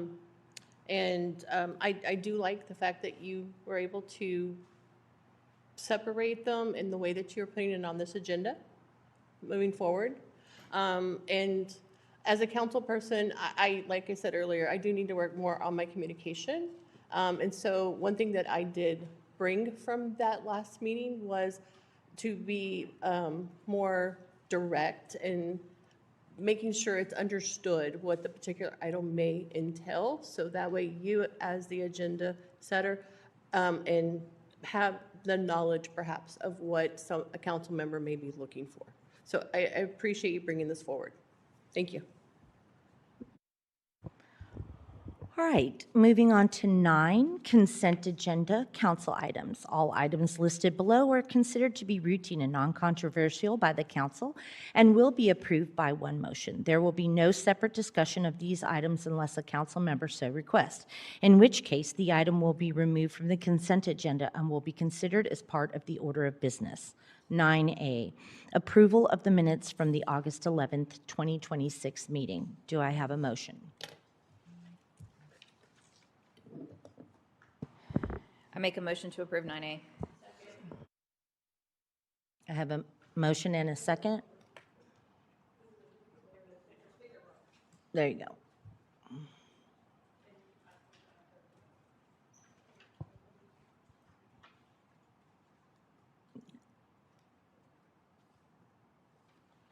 The motion passes 6-0. 10 appointments, 10A, discussion action to consider 1, improvements to the board, commission, committee, corporation interview committee as contemplated in the City Council Policy 2025-002, or 2, to dissolve a council interview committee, rescind City Council Policy 2025-002, and return to previous council practice of interviewing candidates. Ms. Roberts. Thank you, Mayor. So first, I would like to thank the subcommittee, because I know we've worked very hard to try to bring this. And Ms. Sanchez-Stevens, did bring a policy in front of us last year. And this is the first year we've done the subcommittee. So I know there are some policies that we probably need to put in place to make it more transparent, which is what I would like council to kind of make the decision. Are they wanting us to go forward and be and make some of these policies, or are they looking for us, because there has been some discussion on the way things were kind of handled previously regarding appointments. So I'm just looking for council's thoughts and processes, since there was some comments made previously. I myself would like to continue working with the subcommittee to bring some of these policies forward. But again, it is a full council decision, so. I guess I have a question. Did this come up, did you have this discussion with the subcommittee? We have had a discussion, not necessarily about dissolving, but we have had a discussion in regards to policies and trying to bring some policies forward. And again, council did kind of give us their input a few meetings back. And there was a couple of times I did ask the question, hey, do you have any suggestions for policies? And I was just kind of dismissed. So I just want, again, I'm just looking for, how do we move this subcommittee forward? Do we pause it for a short period of time so we can get these policies in place and then move it forward? At that point, I would like it to be the full intent of what Ms. Sanchez-Stevens' purpose was for putting this committee in place. Okay, I would like to ask a couple questions before we let the subcommittee have some discussion in council. Number one, at the meeting when there was an issue, it was put back on the agenda, and I asked persons to send in recommendations to the city secretary, that when I received those recommendations from the other council members, once I received those recommendations, that they would be sent out to all of council, and we would include those recommendations on a future agenda. No recommendations were sent in. I do understand that one council person did turn in their recommendation or comment to, I do not know who. I read them at the meeting. I read off my list, and then I handed the list to one of, okay. So that the only list that, the only recommendations that were made that I'm aware of from any council member that was written or spoken was from that was not part of the subcommittee, should have come back to this through the city secretary, so we could have put them back on the agenda. There was some issues with working with the city secretary to get the process in place that council was asking for, not necessarily a policy, but the process of who was going to send the applications, how those applications were going to be sent. And so I think that the policy had less issue than the process. The process was being worked out. And so I know at the last meeting where we had a subcommittee presentation of folks, there was some work that had an error or had not been completed, and the individual said, "Oh, I'm sorry, I made this error," and the process log was not correct. So I'm a little bit confused as to why we're looking at a policy per se than going ahead and solidifying a process of how the work of the team was going to take place, for us to be able to determine if the policy, the City Council Policy 2025-002 actually functioned.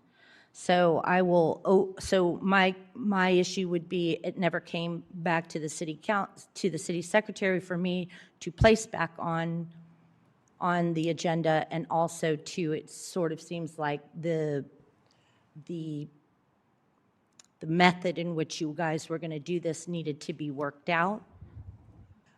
And All right. No, that was actually the agreement. I thought that the subcommittee, this is the first I'm hearing or seeing of this, being a member of this subcommittee. I know we spoke about policy, what the current policy reads, and the things that are missing as far as the process. But this says council is being asked to decide whether we need to improve the committee or the interview committee, and yes, we do, and we do know that, and that's what I assumed that we were working on as a subcommittee. But then to dissolve the committee or go back to the previous council's practice of interviewing candidates when there wasn't a process. So I'm not sure what the question is on this agenda item that we need to be. So maybe to clarify, I'm not looking for us to dissolve it at all. I know we need to work in a better processes, and I'm interchanged the words incorrectly, and I apologize about that.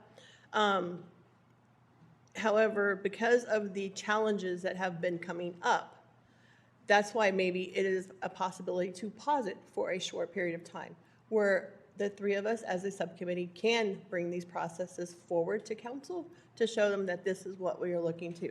And I did include on here several different things that we could potentially look at as a subcommittee. And I know we've kind of discussed some of that in the back when we talked about our committee. But I mean, I think we need to figure out how to make this a better process to go with your purpose that you fully put this in place for. May I respond to that? Of course. Thank you. So I know that we knew that the interview subcommittee process needed to improve. And the mission that we were trying to focus on was to have the boards filled. And then we were going to come back and we were going to discuss this. So this agenda item for me was much of a surprise, because I would have preferred that you be more direct, as you mentioned to the mayor, that you would be more direct as to email us to say, I have these thoughts.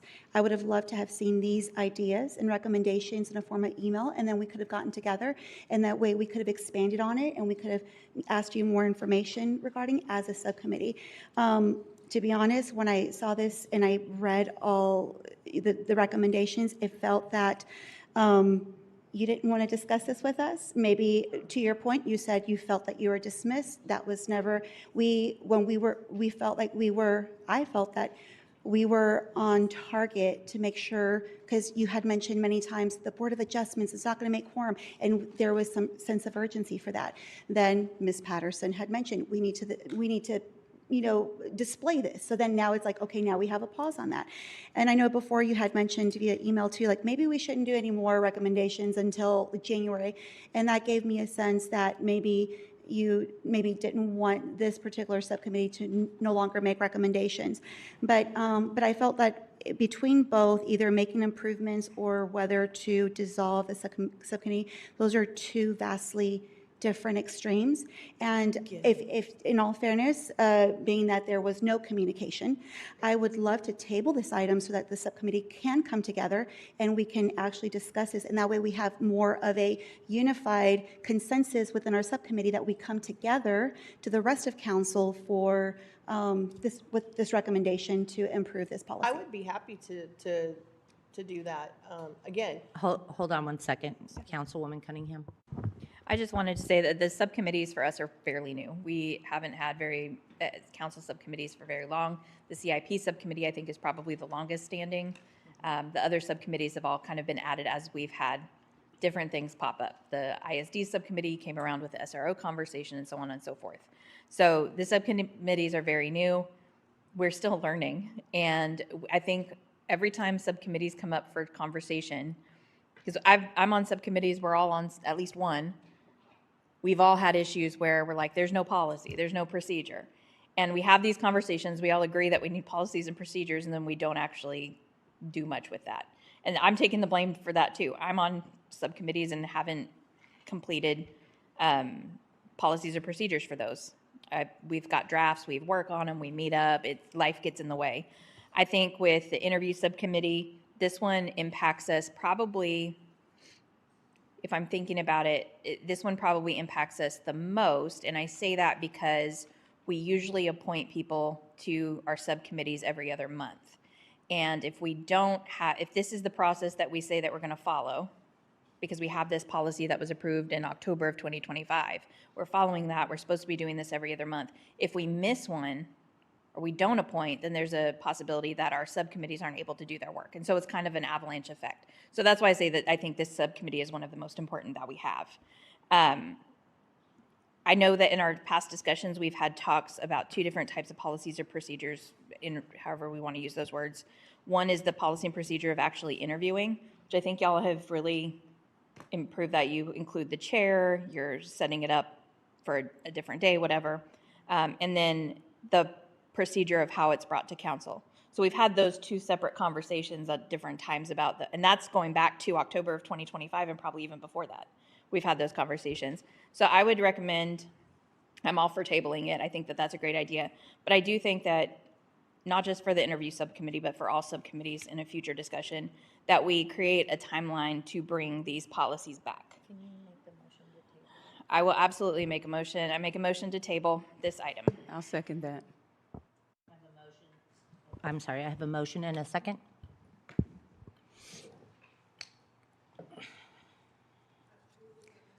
Me.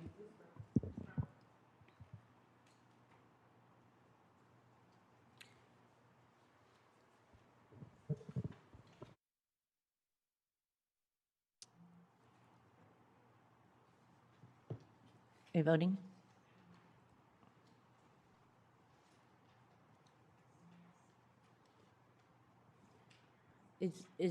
Are you able to vote? Oh, okay. Motion, okay. Motion passes 6-0. Okay. We have now reached the 10B, discussion action to open item 10C and 10D together to allow the interview and discussion of a candidate for the CVLGC board. I put this on here specifically to allow us to open up both items for your consideration so that there could be a discussion about both applicants at the same time. So I would need I make a motion to approve 10B. I second. I have a motion and a second.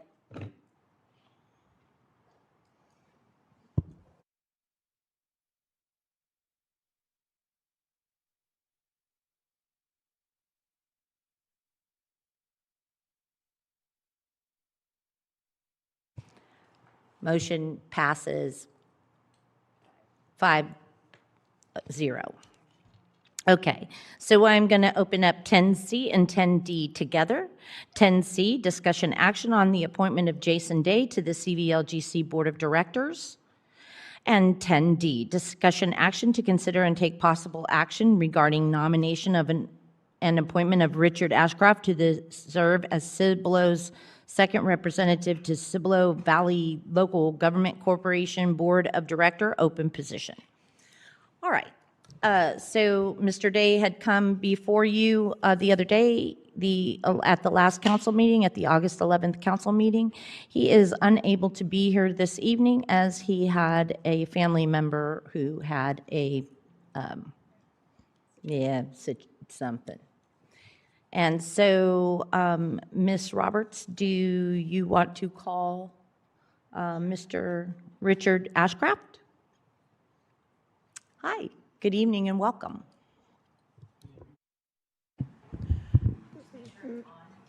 Your light should be green on the, push the little button and it should be green. So I'm colorblind, so that could be any color at all. Would it be okay if I read a short little statement in regards to Mr. Ashcraft? Sure. Okay, thank you. I would like to recommend Richard Ashcraft to the appointment to the CVLGC Board of Directors. With an impressive academic background, including his PhD in chemistry from Rice University and BS from, I cannot pronounce this. Washita. Okay, Washita Baptist University, coupled with 40 years of hands-on industry experience specializing in industrial water treatment. Mr. Ashcraft, brings a wealth of technical experience and analytical rigor to the table. As a resident of Cibolo for 6 years, an active adjunct professor at Northeast Lakeview University teaching chemistry, and a substitute teacher at one point with CERT Cibolo Universal City ISD. He has a deep and ongoing commitment to education, professional experience, and community involvement with the local area. So, with that being said, does anybody have a question that they would like to pose to Mr. Ashcraft before I ask him something? Jeff? Thanks for being here, first and foremost. Nice to meet you too. If you could expand a little bit on your experience in industrial water treatment for me. Right. I was, the company I worked for provided water treatment for cooling waters, boiler treatment in refineries, large manufacturing, and data centers. So I was responsible for the chemistry in those systems, how they affected the systems, how they protected those systems. Also, the water reuse in those businesses and the wastewater treatment of the water that was discharged during the manufacturing process. I also have experience in power plant in electricity generation and the water aspect of that. Randy? Welcome, and thank you for taking the time to visit with us and apply. 40 years, that's a lot of time. You've seen Seemed like a a lot longer than that. Absolutely. And so you've been here 6 years in the city? Right. That's my wife back there at the Dolly Parton t-shirt. Oh. Thank you. And you're retired, so you would have no constraints on making the meetings, correct? No. Okay, all right. That's all I have. Very, very impressive resume. Thank you. Thank you. My question was going to be the one that Jeff asked about to expand on your water experience. Have you ever served on any boards or commissions? No. No. No. This is a question I hated when they used to ask it all the time. But meetings are very important. We have to have quorum. The discussions are very important. Will your schedule allow you to participate in the meetings as they're scheduled? If they're in the evenings, yes, no problem. Okay, and during the day? Well, Monday, Wednesdays, I'm teaching. Okay, but then the rest of the week it's The fairly rest of the week, I'm flexible? open. Mhm.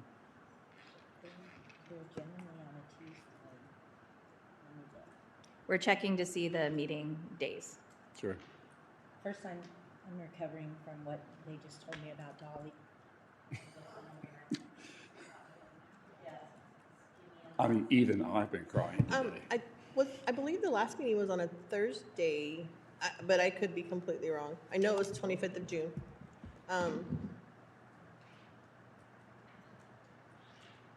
Mr. Reed, you have the date. Is it the 21st or the 22nd of September? Thank you.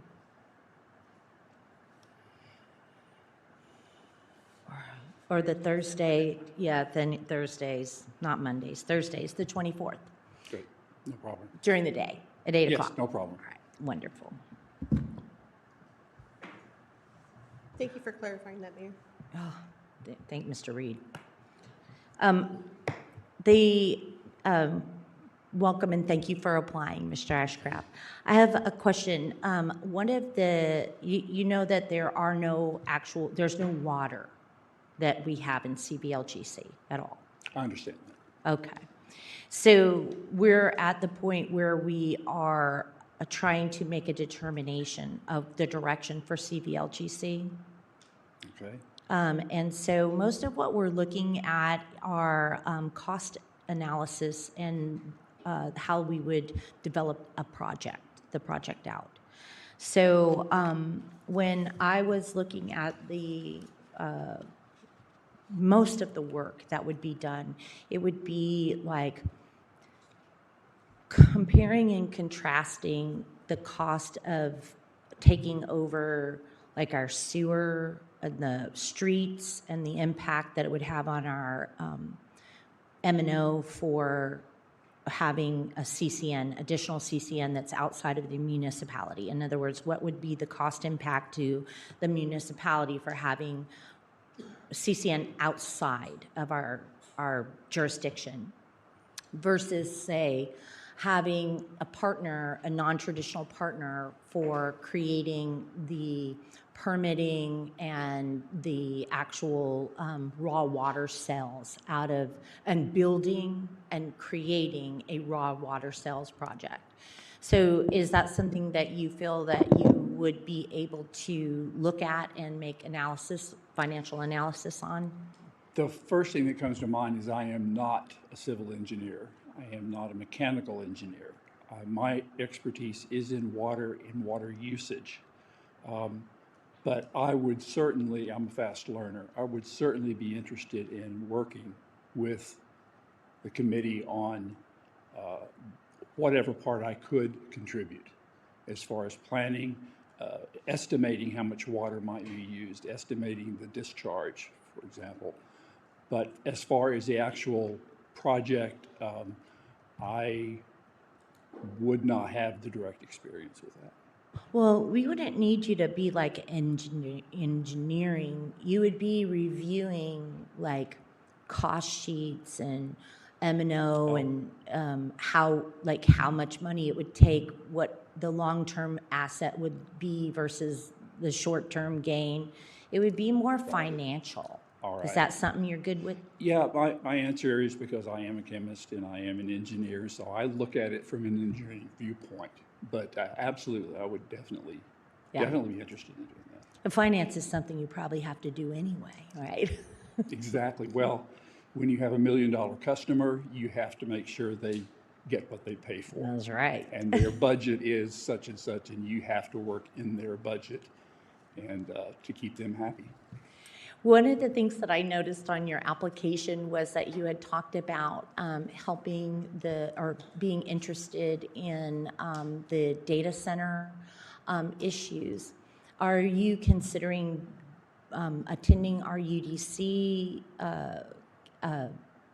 meetings? Are you, or have you, our Unified Development Code, are you considering attending our UDC meetings? No, I don't know. What that is. The Unified Development Code, where we would write code that would have an impact on what kind of regulations we would put in place for things like that? Absolutely. Okay, so that would be our UDC, and we are going to be having a joint meeting at the end of the September or beginning part of October. We're still working that out, where we would have a roundtable of our Economic Development Corporation, this council, our Planning and Zoning Commission, as well as our UDC representatives. And it seemed that that was something that was interesting to you. And so I wanted to make sure to bring it to your attention, to pay attention to when that joint meeting would be, where you might be able to offer some of your expertise in that area. I certainly want to offer my services for that. Yeah, thank you. I have 4 questions for you. All right. You have an impressive resume, by the way, and thank you for being here.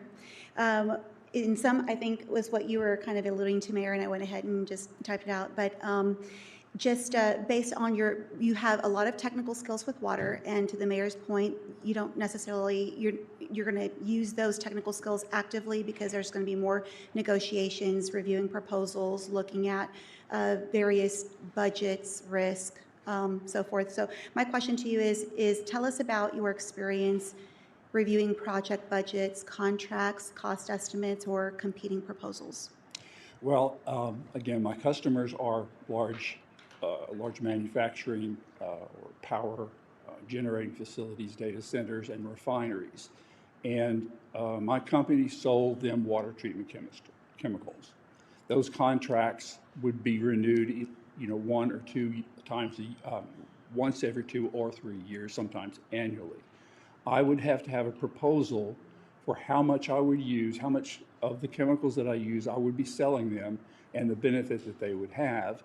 It had to do with pricing. So the contract involved all of the projections for the water usage, the chemicals they would use, the biocides, all of the things that would protect their systems.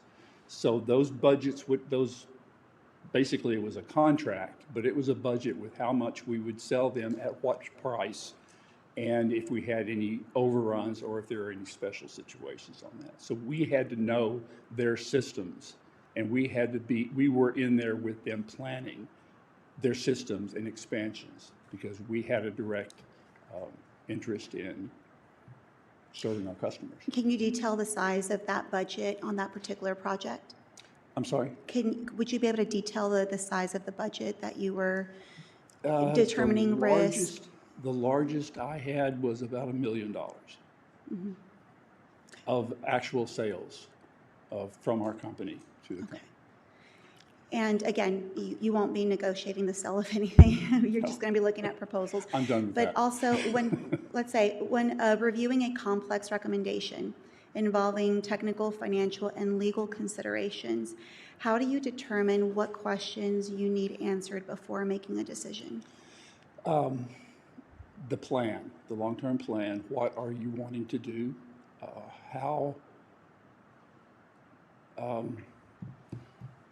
The best way to solve the problem if you're constructing something or you have a plan for building something, I would need to know the very specifics of the plan and what would be required. Again, staying in the budget, I can, again, refer back to my experience is my customer says what they want, and I give them an answer on what I can do for them at the best price. I hope that answers your question. Yes, and also, I'm going to throw this one in there because I think I need that to follow up with my last question. Do you understand what the entity CBLGC is? Vaguely. I would say I've looked, again, I apologize, I just now got to be able to say the acronym correctly. So I do understand that it is essentially a liaison between the 2 cities and to work on the long-term projects and to be in sync with those projects. Are you aware of what the project actually is? No. Okay, so let's say, CVLGC, correct, you answered, it's jointly owned by 2 cities. Do you know the other city that we jointly own it with? The GGRs, Do you know the other city that yes. we jointly? Okay, excellent. Yes, I do understand. So how would you approach your responsibility as a board member when the interests or preferences of the 2 member cities may differ? The main thing, and again, this is very important to me, is water conservation. I understand I've been doing a lot of work on the water conservation plan for this area, for the region. And my concern is to keep that conservation plan where it needs to be and to plan for that. I'm not sure if that's what you were really asking for, or... Not necessarily, just being because we do have board members from both cities, and maybe each city has a different ideal of how to continue forward with the project, but if they differ, how would you, as a board member, handle that situation? But no, that's okay, because No, I understand. Just in general, I would listen to what they're saying. And if I disagreed or if I had other information, I would certainly give it. But negotiating or coming together, compromising, I can do that. I've done that my entire career. and just for clarity, we are looking to pump the water out of those wells, and so it will be something that will be sold. Yes, Okay, I understand. thank that. you. Of course. Councilwoman Roberts? Mike, when I asked him if he was interested, I did provide the bylaws to him for CG, I can't pronounce it either. CVGLC. That Cibolo Valley CVLGC. place. Yeah, so I wanted to provide him with as much information as I could to make sure he did kind of have an understanding of what the entity was about, between the two cities. Again, I did not go into any particulars in regards to anything that's flowing over there. That is something that if he is appointed, that's for that board to let him know about. But I mean, my only question is, again, kind of making sure the time constraint with you teaching was not going to be an issue, because I didn't know which date you were going to be teaching. So, but I appreciate you being willing to take on this entity. And I just want to say again, going back to you, I did look, when I did the application, it did ask, say, what my areas of interest were. And I did understand all of those different, I don't know if you call them subcommittees, or at least the areas that the CVGLC is responsible for. So I do understand that part of it. So the particulars, again, I would learn. I'm a quick learner. Councilwoman Brown? Wow, that was so nice. I wish Mr. Day got that same treatment when he was standing there last week. Thank you for being here. I appreciate that. Welcome. And it was really nice to see you be treated that way. So I have a question for you, Mayor Latimer. Can you describe again what this individual will be doing? Cost analysis, job projection costs, cost benefit analysis, basically taking a look at 2 offers for the well sites. One is to partner and to produce, and one is to trade one asset for another asset. More project management type of stuff? Is definitely tremendous amount of understanding municipal utility operating budgets and municipal partnerships, like public-private partnerships and projects of that nature. Okay. It's a project. More project management, okay. I guess what's super problematic for me is when we are interviewing for something like the CVLGC board, both candidates should be asked the same questions, given the same opportunity to respond. Their qualifications should be evaluated against the same criteria. Both candidates, the solicitation process should be the same for both candidates, and it should have nothing to do with who recommended who or anybody's personal relationship with them, which you know nothing about, sir. You weren't here last time. I'm sorry, I didn't. You know nothing about that, so I'm just speaking for the record. Okay. So with that being said, I see, your background is super impressive as well. You have a lot of experience, and I do have one issue with the teaching challenges you may have. Do they change from day to day or semester to semester as far as the day? From semester to semester, I don't know. Right now, it's all day Monday and all day Wednesday. Okay. And that, did you say, yes, that will be, did we find out the day of that meeting? Different day? Okay. Okay. Okay. So, I don't know, I'm a little disturbed on how this candidate was treated, yes, considering how Mr. Day was treated. So I would like to make a motion to table this until we can have a fair interview with Mr. Day as well. A second. I just want to clarify, will we have enough time before the 24th? Can we please make sure that this is on the next agenda so that there's enough time to appoint and that person to be onboarded? Could have been done, but Well, I had sent out for y'all to reach out to Mr. Day. Did any of you reach out to Mr. Day? Mayor, I did.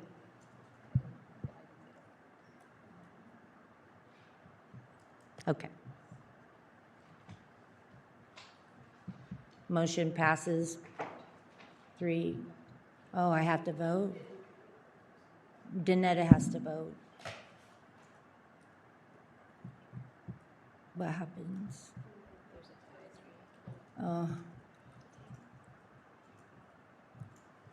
So the motion will be tabled 4 to 3, and I had to vote because it was a tie. Thank you. So, Thank you. But is it okay if I just make a comment real fast to Mr. Ashcroft? Oh, you're thanking him for coming this Yeah, evening. and Thank just letting you. you know by this happening means our next agenda is when the final decision for appointment, either Mr. Day or yourself, would be occurring. Okay. Okay? Thank you. Thank you, sir. Appreciate Thank your you. time. Thank you for coming. All right, moving to item 11A, administration, capital improvements, updates on projects for Main Street, your federal PFS project safety grant, the north-south connector grade separated railroad crossing, planning veterans in Nimitz Park, renovations, planning community center renovations phase 2, FM 78 under construction, and sewer rehabilitation under construction, FM 1103, utility relocation, design Deer Creek Boulevard, Tolly Road, design Creek Trail, and this is very hard to read. So, Mr. Reed, it's a lot of jumblies. Mr. Reed. Thank you, Mayor. Good evening, council, and tonight's update, I'll give you an update on the items where we have new progress. I did send you an email, Mayor, after your item updates, where I said I'd give a detailed update here. I found an email that Margarita had sent me last week, and I failed to read it, so I forwarded it to you because it's this update that I'm providing you right now. She attached the diagnostic meeting notes, so you actually have more information in that email. Again, just sent it in the last 15 minutes or so. On August 14th, 2026, Kimley Horn submitted the variance request along with field notes from the diagnostic meeting minutes and the layout, so you have notes and a layout, documenting the direction UPRR consultant provided to the city during the field visit. From here on, UPRR will review the variance request along with the field notes and should be providing a determination in about 4 to 6 weeks. Also, the community center renovations, public works staff members are working with the consultant to evaluate options and reduce the cost. An updated floor plan is in the process. Once we have more information, which I would expect by our next meeting, we'll present to council more information about the reduced cost. The animal services facility, we are still finalizing some details on the building plans before we put that out for bid. On Fire Station Number 4, the update is bidding is scheduled for September 2026. That's next month. FM 1103 utility relocation. Council approved the contract on July 14th. The contract has since been executed. We're coordinating with TxDOT for a pre-con meeting. The pre-con meeting was actually held yesterday, and coordinating construction start date mid-September. Now, that's the city of Cibolo. There are other utility providers that will also have to relocate their utilities to include AT&T. And so it's a combination of utility providers getting in that right-of-way south from Rodeo Way all the way down to FM 78. Tolly Road Design, Land Engineering is doing the feasibility analysis, which council directed it to do at one of its previous meetings here. And then Town Creek Trail Design is on hold. We will re-engage TxDOT with this project because in one of my other updates here, we have been awarded the funds for the north-south connector, which is including over the railroad. That bridge design includes a wide sidewalk.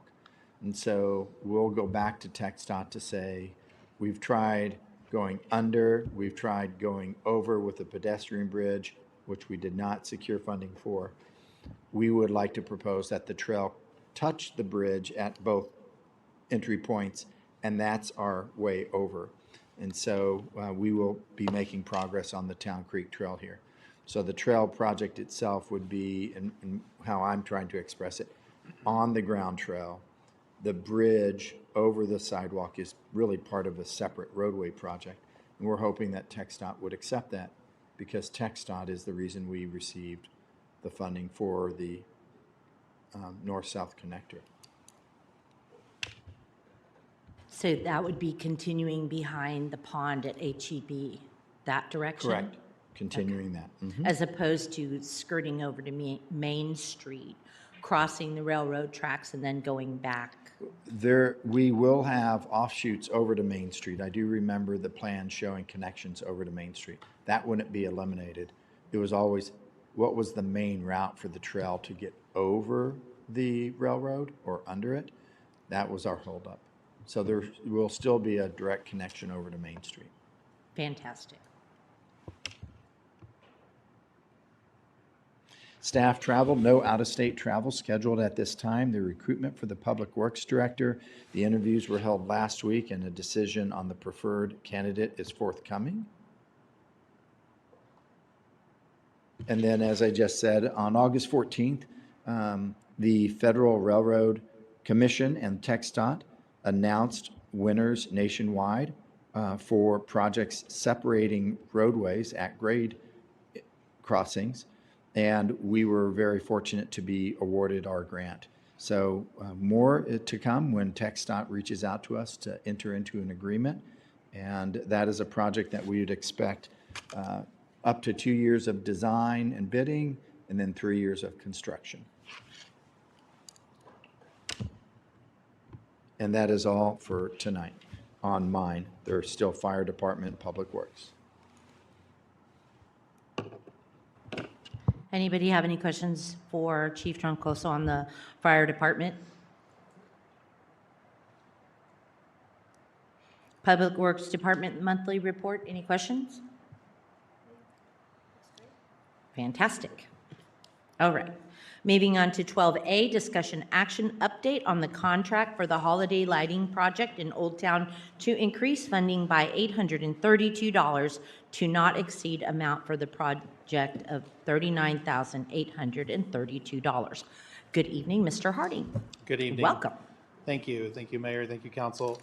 Previous to this meeting, your previous regular meeting, you approved us to purchase the Christmas tree, the decor, and the topper, and authorize the expenditure for labor. Because of the way the agenda item was written at a max not to exceed amount of $39,000, as recommended by the EDC board. Went back to the EDC board. They graciously approved it last Thursday, so I'm back here to repeat the item to you all and hope we get it approved and get this project off the ground. Any discussion? Do I have a motion? Make a motion to approve 12A. I second. I have a motion and a second. Let's get busy.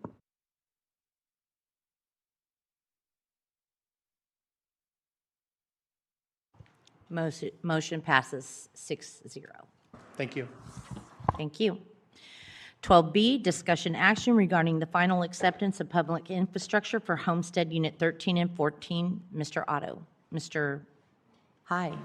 Andy Caruth. I'm Andrew. filling in for Mr. Otto.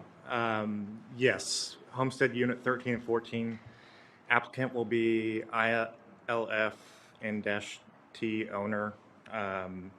The public infrastructure in question is 2,456 linear foot of sewer, 1,612 linear foot of drainage, and 3,662 linear foot of street, for a total of $2,314,417. A warranty bond has been provided for 10% of that. Punch walk occurred on April 6th of this year, and we verified that all issues were addressed on August 3rd and 6th. Because of that, we recommend approval of final acceptance. Any questions?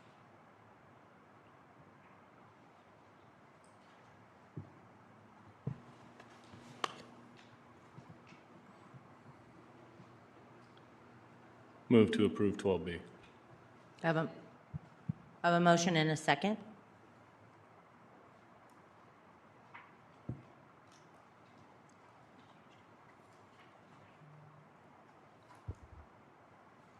Motion passes 6-0. Thank you. 12C, discussion action and direction on the FY27 proposed fee schedule. Ms. Miranda. Good evening. Welcome.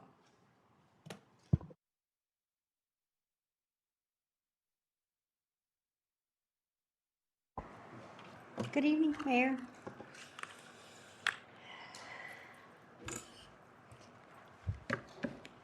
This is a discussion item for council's consideration this evening.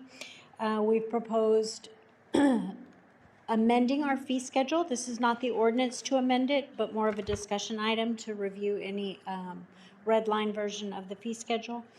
Schedule A3, building inspections. There's been a change to update environmental health permits. Schedule A4, planning schedule, several updates to the fees to reflect the cost of service. Schedule A7, the police department, updating fees for cost of personnel and to add cost of service for the use of drone equipment. Schedule A8, in the fire department, updating fees for the cost of personnel.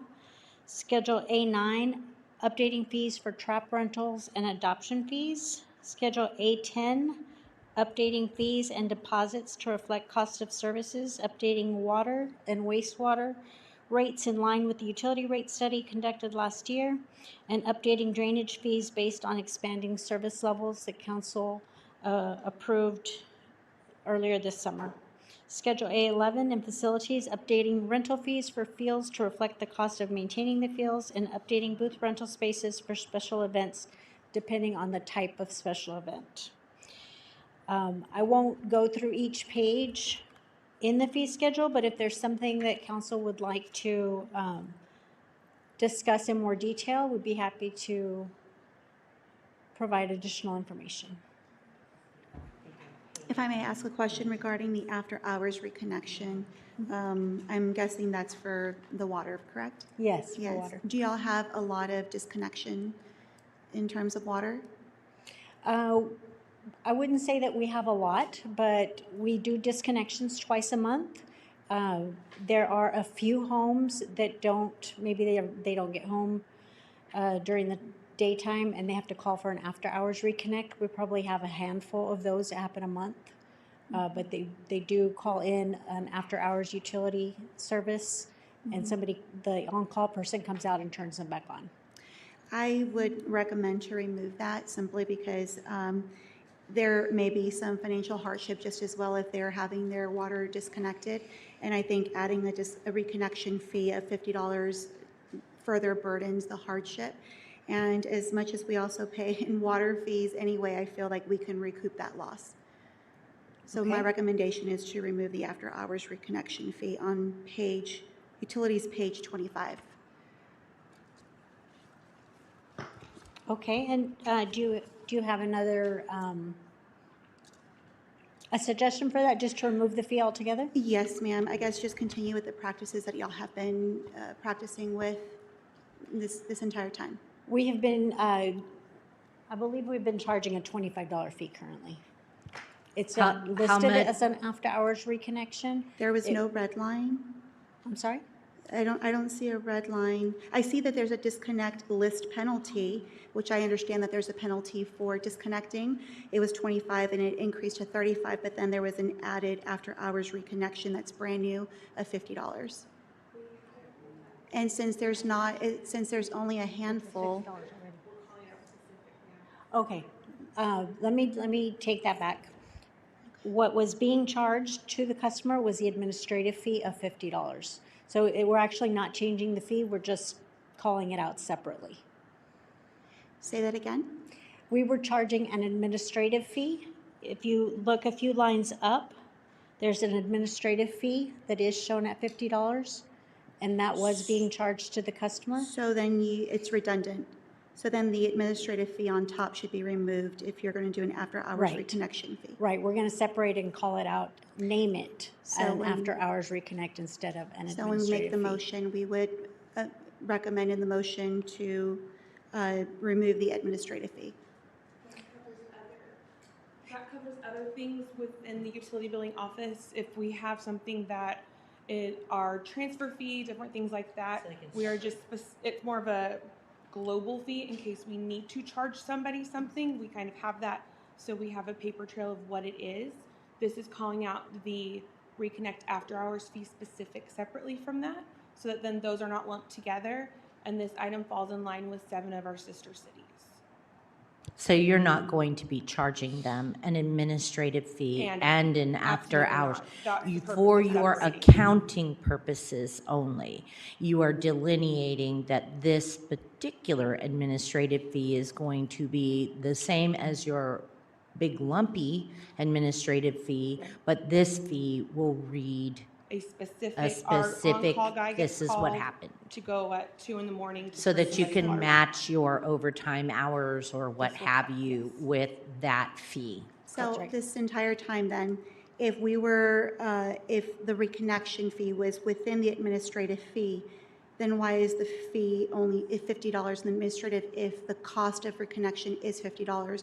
What are the global encompassing other things within that administrative fee? So for instance, if that global, let's say it's reconnection, it's 50, then it's something else, it's another amount, so it just doesn't add up to me.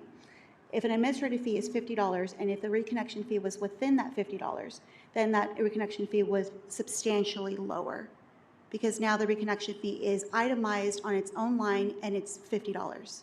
So that leads me to believe the reconnection fee didn't exist, or maybe it was very low when it was counted in the administrative fee.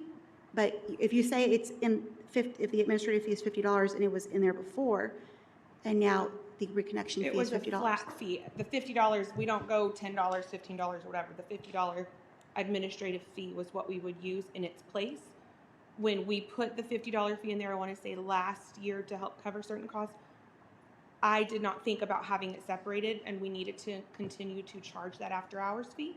So now we are calling it out specific and matching what our sister cities have. So, I'm sorry, so then would we be against any accounting practices if we just left the administration fee for $50 and not have an after-hours reconnection fee? Is there anything legally or within the accounting practices that says that you have to specifically take that out? I'm not sure I understand what the question is. No, it's Now not you- an accounting practice. We just want to delineate it so that when a customer looks at our fee schedule, they know that it's an after-hours reconnect fee. So as I'm looking at this calling fee it- schedule, I see it as a brand-new charge. As a brand-new charge of after-hours reconnection. Any resident I who think- sees this will see the charge that it's brand new. It doesn't detail that it's coming out of the administrative fee. Any common person, It's not, say- it's not coming out of the administrative. then it's a brand new fee. Right. No, It's more of a line cleanup item. item so that it's transparent to a customer that there is an after-hours reconnect fee. Hang on. On their bill in the past, if they had a reconnection, it said administrative fee $50. And now it will say on that bill, after hours reconnection fee $50. It's not different. It's just the way they've always charged the $50, right? So then would your yeah, that's a good point. What if it's not after hours? If it's not after hours, then the reconnection fee would be. Today was a disconnect day. Anybody who paid their bill up until 5 o'clock, we called the guys out ourselves. So-and-so paid their bill, please go reconnect their water.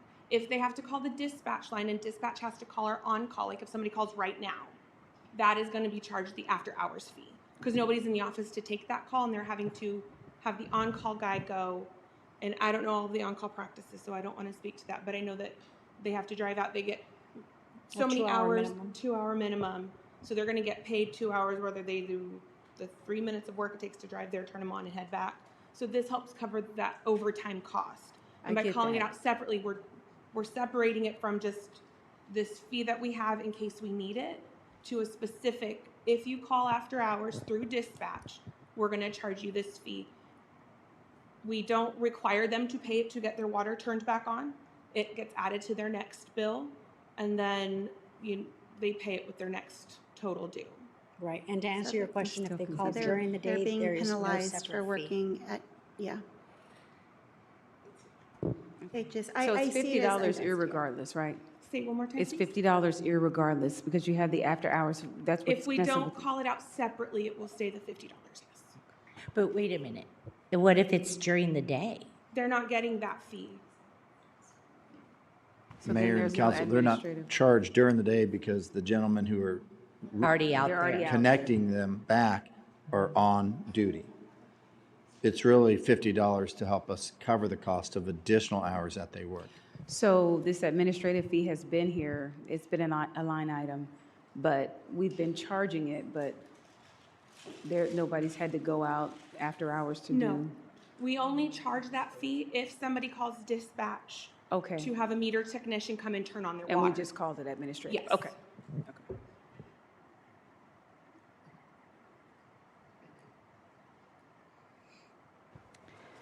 Do y'all take partial payments? If somebody, I don't know that if this gets too far off topic, so please stop me. Today was a disconnect day. Last Thursday, we posted doors to let people know come Tuesday, if we haven't received a payment by noon or heard from you to request an extension, your water will be disconnected. So we posted 298 doors Thursday and Friday. By this morning, we were down to 40 residents on that list that we had not heard from or they had not made a payment. By the time we ran the list at noon, it was down to 28. And so our meter techs come get the list, they go process all of the turnoffs, and they get charged at noon the $25 penalty, which you'll see is listed here already, and that's been for a very long time. After 5 p.m., when no office staff is here, because we're not watching for payments, we're not able to take a payment, they have to contact dispatch to have a meter technician come out. Tomorrow morning, my guys will send us a list of the handful of homes saying we had to go turn on this house, and this house. They've been reconnected. We charge the fee to their account, and it shows up. They pay it with their next bill, or they say, hey, I'm short on cash. I can't make that whole payment. Totally cool. We set you for an extension, which we have for a year.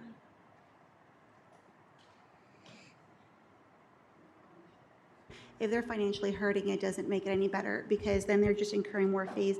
They'll have their administrative fee, the late penalty fee, the disconnect list penalty fee, then anyhow. But if anyone doesn't feel that way, if they want to increase the water payments and increase all the penalties because, as residents, we're just paying for everything. And if it wasn't, earlier, it was just a handful of residents that were on a disconnection, and now it's all of a sudden 40. So if they're on hard times, it's a hard ask to ask them to pay more, even partial payments over time. That's just my personal opinion, and that's my perspective. Everyone else can feel different about that. But if we complained about yard signs or open house signs at one point, and we're not going to charge fees over that, but we don't have any qualms about increasing penalty fees, I mean, yeah, then okay, I'm not for it. I hear what you're saying. I just want to point out one more time. If somebody, right now, if they call after hours, it is a $50 fee. Only because we don't have something separate called out for an after hours reconnect. If this charge were to be approved, moving forward, it's just a $35 fee. It's not $85. We wouldn't charge that to residents. So then, if it wasn't on the fee schedule, then why was it being charged? To As a help cover reconnection fee, but it wasn't on the fee schedule. as an administrative fee. So it was. are we, okay, so we're just going to go round and round in circles. Okay, so. We had a catch-all administrative fee, and we applied that when it was applicable. So when we did an after-hours reconnect, we applied an administrative fee. What we're trying to do is be more transparent now and call it out as an after-hours fee. So, Ms. Moran, to be clear, this is not an additional charge. This is charges we've done for a while. We're just being very specific versus labeling it as a blanket administrative charge. This $50 you're being charged is an after-hours reconnection fee. So it's nothing different. It's what we've been doing. We're just being very specific about how we're calling it out on their billing statement. That's right. Thank you. So could you explain again what your administrative fee might go for if this fee is approved as an after-hour fee? So one of the examples that we would use the administrative fee for is if a resident needs a data log on what's happening at their home through their meter. They want to know, why did their bill spike? We give everybody one free data log for, I want to say we have it every quarter. You're allowed one free one. But if somebody calls us out, we see what's going on, we provide them the data. They make some changes, and then 2 weeks later they call and say, hey, can you run the data log again? I want to see if what I've done fixed what was causing my sprinkler to go off or whatever. That administrative penalty would be something, an administrative fee would be what we would charge them for the work to go out there, have the guys stand at the meter, do what they need to do to have it communicate, and then they bring it back to us. We print it, get it ready for the resident, provide them a synopsis of what it is. Okay, so just really quick, so going down, you have the account setup fee, account transfer fee, administrative fee, late penalty, daily hydrant, return check, disconnect list penalty, and you're asking to add the after hours reconnection fee. That used to be the administrative fee. So we're still gonna take both. Yes. Well, Okay, we're yes not, or no? we're not Because going he's to saying charge no, you're both. saying But yes. they're not going to be charged to the resident at the same time. Right now, Are they're gonna be charged to the resident at all? No, because the $50 fee is the catch-all fee. We don't have anything that says after hours reconnect currently. So if your water were to be turned off and you get home tonight and you're like, oh, I don't have water, let me go online and pay. And then you call dispatch. Right now, we would charge you the $50 fee tomorrow. If we call it out like we are requesting, it will just be the $35 fee in that synopsis. Okay, so the administrative fee will not be included if there's an after-hours reconnection? Because it's listed as a separate. Right. We will not charge an administrative fee and an after-hours reconnect fee. That's what I want. But it will stay there so that if there's other things, not after hours reconnect specific. Okay. It's our catch-all So it's fee. $50 no matter what. It just depends on where, if it's a reconnect after hours or administrative. Okay. Is there a way to make the administrative fee kind of have a more specific staying to it other than just an administrative fee?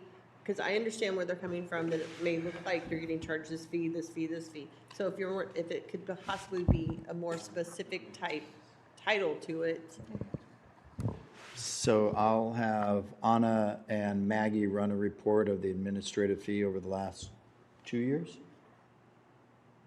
And we will characterize the administrative fee. So we've used it also in the past for meter tampering, or what are the what is it called when they test the meter for accuracy? Miss Miranda? A calibration. We've charged that fee for things like that. Councilwoman Cunningham wants to ask you a question. I'm sorry? I have a couple. Okay. So page 12, trees, there is a little section where a UDC code is referenced. I just wanted to know, are these fees updated in relation to the new UDC changes that are being proposed, or is this to the current UDC? And if it's to the current one, will we have to amend it in December or January when we have to go back and? It was on page 12, which fee were you? On the document, I'm sorry, on the proposed fee schedule document that we have, it's on page 12. There's a section called development applications. Section for tree removal permit has in parentheses UDC 17.2.E.5. I like that it's referencing the UDC, so that's why it jumped out to me. I think that that's fantastic. My question is, we are in the middle of rewriting our UDC. We're actually toward the end of rewriting our UDC. So these references, or when the fees are calculated and applied in here, is this matching the new UDC, or is this to our current UDC? If it's to our current UDC and It's we're current. planning on switching to the new UDC in December, are we going to have to amend this in like January to make sure that everything's in alignment? We either do that, or we just remove the reference in the fee schedule, and we can add it on our posted fee Can't you schedule. just put the UDC reference and the year so that we know it references the UDC from 20 whatever? I think it's great. I think it's very helpful when people Yeah. are looking at the fees and they want to know what exactly does this cover. It gives you specific direction as to where in the UDC you can find the code that relates to it. I think that's wonderful. We should be doing that. We should add it everywhere in here. I just don't want to do that if it's to the old UDC when we're working on getting the new one. And then I just wanted to confirm that we would go back and check that if it was to the old one. My second question is about, it's on page 20 and 21. It's the officer emergency call-out fees, the fire department equipment fees, and response fees. What are these for? Do we actually charge people if we respond to a wreck? In addition to everything else we're paying? So those fees, like for example, if we do a call on Interstate 10 for long duration, for 18-wheeler wrecks and stuff like that, that's when we would implement the fees. If it's just a regular vehicle collision in the neighborhoods, we do not send the fees to those. Okay, so this would be like if a truck gets stuck on the tracks or Yes, for big whatever. incidents. And then the same for officer call-out. So I just wanted to confirm this is not for officer emergency call-out. This is not necessarily for any resident who gets in a fender bender or gets in a serious wreck. It's more for commercial? Like, who are we going after for these fees? How is that? Railroad, commercial, that type of incidences. Okay. Long duration. So if I'm a resident and I'm reading this, I'm not going to go, oh my God, I can't get in a car wreck in Cibolo, I can't afford it. Correct. No, we're Okay. not sending a bill for. And then the animal adoption fees, thank you so much. It's decreased from $100 for cats to $50, and for dogs, it's $125 to $75. I think this is really going to help get those animals moving and not sit in the shelter. I think this is fantastic, and long-term, it should help us save money too on the cost and care of animals. Yeah, because they're not sitting there. Yeah, I did see that the rental or the deposit and the rental fee for the traps has gone up. In the future, it's not significant, but in the future, I have utilized those traps quite a few times in catching and getting stray cats taken, like spayed and neutered. And had I had to pay $5 a day back when I was catching 19 cats, I don't know that that would have been feasible. So I would like to see in the future about what other possibilities we have for that, where we're not having to spend as much money. I know those traps aren't super cheap. They're also not super expensive. We do need some kind of deposit, but charging per day, I think, will deter people from actually utilizing them to do a TNR type program. There are nonprofits who will do low-cost spays and neuters for like $25. And people who are okay with having a cat live in their backyard, they just don't want 1,000 kittens or a dog that they don't want a bunch of puppies. So just in the future, that would be something I'd like to see, because I did notice it went up, and that would have been a deterrent for me when I was catching all those cats several years ago. And then Cibolo Fest wristband, I know we had to raise it, but if we can look at any possible way to decrease that in the future, or it's $10 a wristband. I came from a family with, and I know if you buy 5, if you buy 4, you get a 5th free. I came from a family with 6 kids. Going out to eat was not an option. Eating at McDonald's was not an option. We couldn't afford it. And so something like Cibolo Fest, where all your friends from school are going, it's something that the city is known for. At $5, that's something my family could have afforded. $10 is pushing it, because for 6 kids, that's $60, plus my parents if they had to get it, plus if they wanted to get us a special treat like a snow cone, there's another $100. So I think it's a really great event that we do as a city. It really helps build community, and any way that we can help families who may be struggling still participate in the community and not feel excluded would be helpful. So I don't know if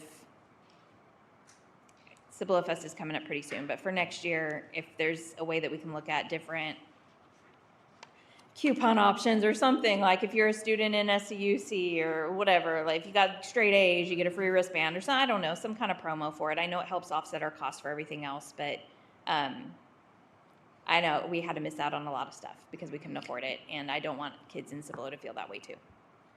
We did reduce the cost for toddlers that Yes. aren't able to enjoy all of the rides, and we're still offering a discount on the buy 5 for the price of 4. Yes.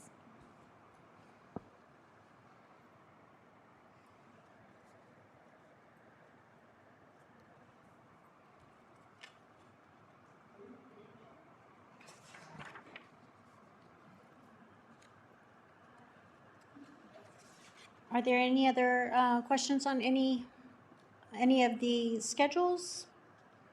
We'll be bringing an ordinance back to council on September 8th when we adopt the budget to include all of these fees. And you said discussion, action, and direction, so do we need a motion to make all of the suggestions, or is the suggestions? There would need to be a motion to change one of the fees and a majority to support changing that fee. So if anybody wants to actually change a fee. I see, okay. Yep. Well, I would like to make a motion to remove the reconnection fee under the water fees. I second that. So we have a motion to remove the reconnection fees under the water. All of the reconnection fees?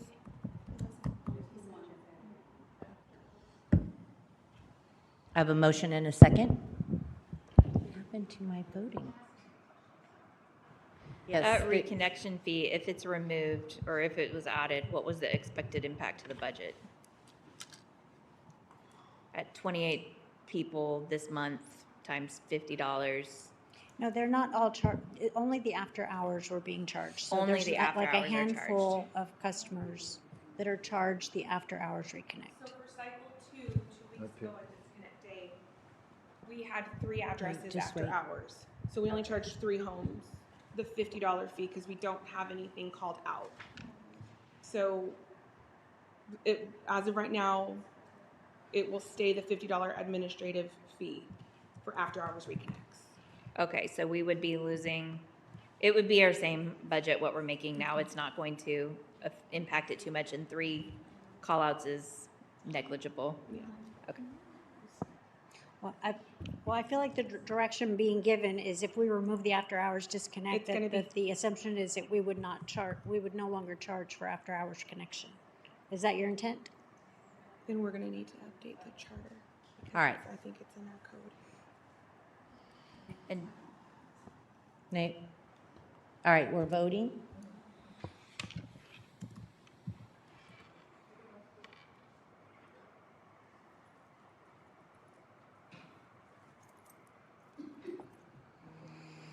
to confirm again, this was just the after-hours connection fee, right, Norma? Yes. But the after hours, just want to understand, the after hours connection fee, if this passes, your can't see administration that. fee is still going to be charged at that point then, correct? Well, no, I feel like the intent would be that I the, just- the council does not want us to Okay, charge an I just after wanted to make hours. sure I, Could you put that back up so I could read the motion passed? So to confirm again, sorry. The vote was Yes. to remove the after-hours connection fee, but to keep the regular admin fee that is charged with reconnections. Yes, because she was That was just. the intent of your motion? Yes, okay. So to keep the administrative fee. Okay. I just want to clarify for the minutes, you're wanting to just remove the clarification line and keep it the way it's always been? Okay. Okay. Okay. Moving on to 12D, discussion on the city manager's fiscal year 2027 proposed budget. Ms. Miranda, good evening again. We're here to take any questions, any feedback from council after you've Oh, had time my to apologies. take the I budget. got confused because we voted, but you're right. Discussion, is there any further discussion and direction on the FY27 proposed fee schedule? I would like to ask a question regarding the proposed, on the water, just really quick. Did we get back any input regarding the water rate study? Because it did factor in the debt for the projects, and that was a 3-year rate study, but the projects won't actually be done until after 5 years. So I just wanted to bring that up.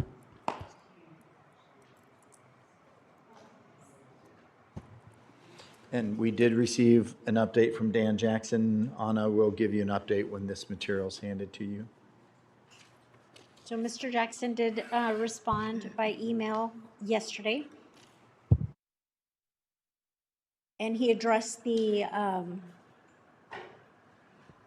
reduction in our budget of the $1 million reserve that we had for water, which is offset by a reduction in the water acquisition fee.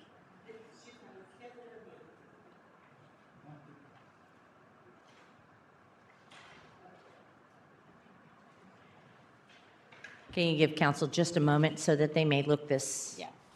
Yes, ma'am. issue?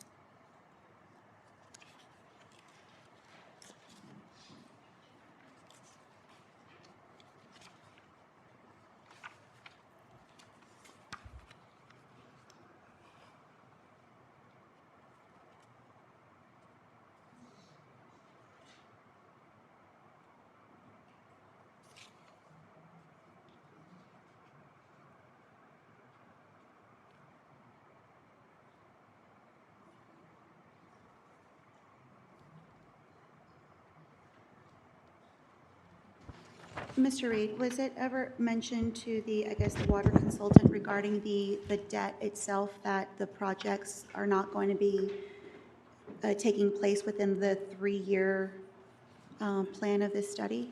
So what the graphic shows is those are the projects that we wanted to achieve in the FY26 through FY30. So that's what we've presented when we presented the utility rate plan, as well as during this budget season, we reiterated that. We, as a staff, recommended to council to go with only setting the rates for 3 years because the further out we would go, the more uncertain that future is, particularly on the wastewater side, less so on the water side. And the reason that we said to council, let's go with the 3-year plan, Wildan will come back and update it, is the CCMA plant expansion. What we did not want to do was set a 5-year rate plan increase, particularly on the wastewater, when the actual cost for that plant expansion could change dramatically from an engineer's opinion of probable construction cost, when CCMA had, at best, I'm only a concerned about the 10% water portion, just the water portion, because I Correct. completely understand the wastewater portion. So even the water projects are for FY '26 through FY '30. So I'll walk you through those water projects, but the first one is tied to the wastewater. So the first one is FM 1103 utility relocations. This council approved a approximately $3.4 million contract for those utilities to be relocated. We're using bonds from past utility projects such as FM 1103 Phase 1. We actually had significant money left over. So we took that amount of money, roughly 1.7 million, to go towards the 3.4 million for Phase 2. And we're using other utility funds on hand to balance out the 3.4 million. That's the plan right now. And so that's funding that's been built up in the utility fund. Then on Cibolo South neighborhood, that's projected to be $1 million, and Hakerville Road extension, 1.5 million. Much of this information, almost all this information that Anna handed you tonight is from a past slideshow. And the first slide that she handed you was a lot of talk. That the consultant has said all of that before. She just put it on a slide for you tonight. But I'd like you to look at this slide here. It talks about impacts. It says customer, and then impacts city budget. If all of you are looking at this one, this is the one I'm referring to. Okay. Now the top part was actually shown in the city manager's proposed budget presentation on August 11th, the blue chart. And what the slide was titled was Impacts to Customers. And we are trying to convey to you over the course of the 5-year period, what would the rates look like? And I believe the slide from August 11th, was it for 5 years or just for 3? The slide from August 11th just showed the impact to FY '27, the 8.4% increase. So this takes it out to include all, if we were to do all 5 years, what the impact would be over a 5-year period. What we did not provide council is a slide, well, what's the impact to the utility fund? What are the revenues that the rate increases would generate so that you can start to say, well, that would cover what cost? So the green slide, chart that Anna created today shows for water, and I'm just going to stick to the water side, the FY '27 rates would generate 585,000, and that's a 7% increase. Then 2% of in FY '28 is 180,000, so forth, so on. What that does is it accumulates more than $1 million for the water utility to make projects, to complete projects using cash versus issuing debt. So the South Cibolo neighborhood, we could do that project in the utility fund, which is constructing new water lines there, with the cash generated from those utility rate increases. Separately, in your CIP debt-funded portfolio, we could fund the 5 million, slightly more than 5 million estimated, for the road rehabs in that neighborhood. And so that's how your utility rate increases per the plan created by Will Dan helps the utility fund fund the projects that we'd like to get done during this 5-year period. Does that help explain? I wish we would have done this chart before to say, well, here's the revenue you're generating, and now go look at your CIP projects. It either pays for most of it or some of it. And that's what these revenue increases would do.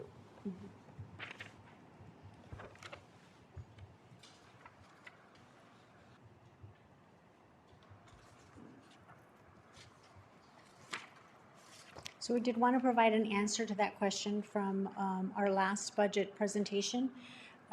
Is there any other feedback or questions as you've gone through the proposed line-by-line budget?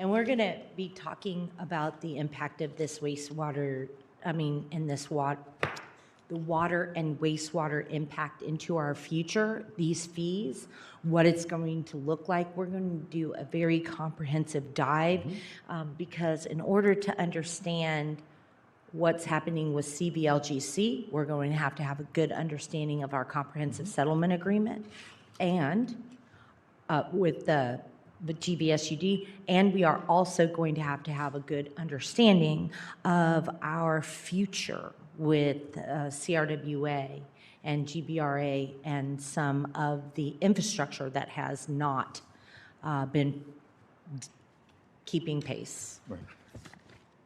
All right, any other questions? Any more motions?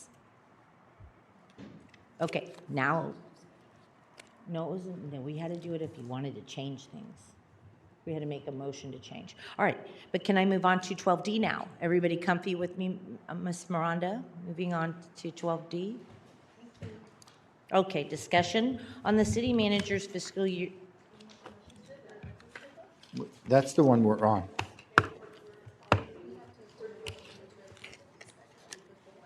I just asked if anybody had a motion. We made a motion for the fee schedule with Senator Stevens, and then he moved on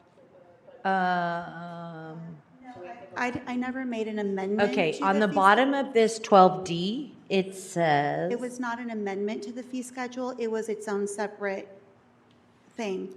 That was my understanding. On 12C, discussion action on direction on the FY27 proposed fee schedule, it says motion.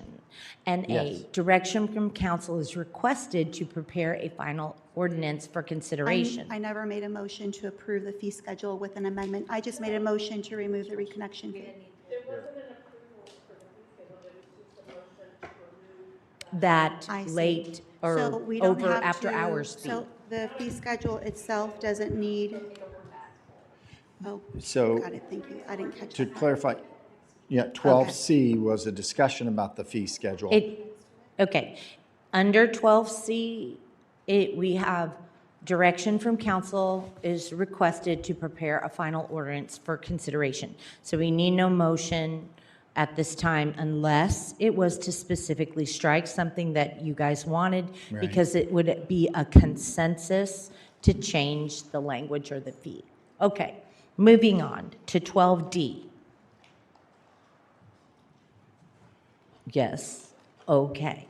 Discussion on the city manager's fiscal year 2027 proposed budget. Ms. Miranda, it's you again.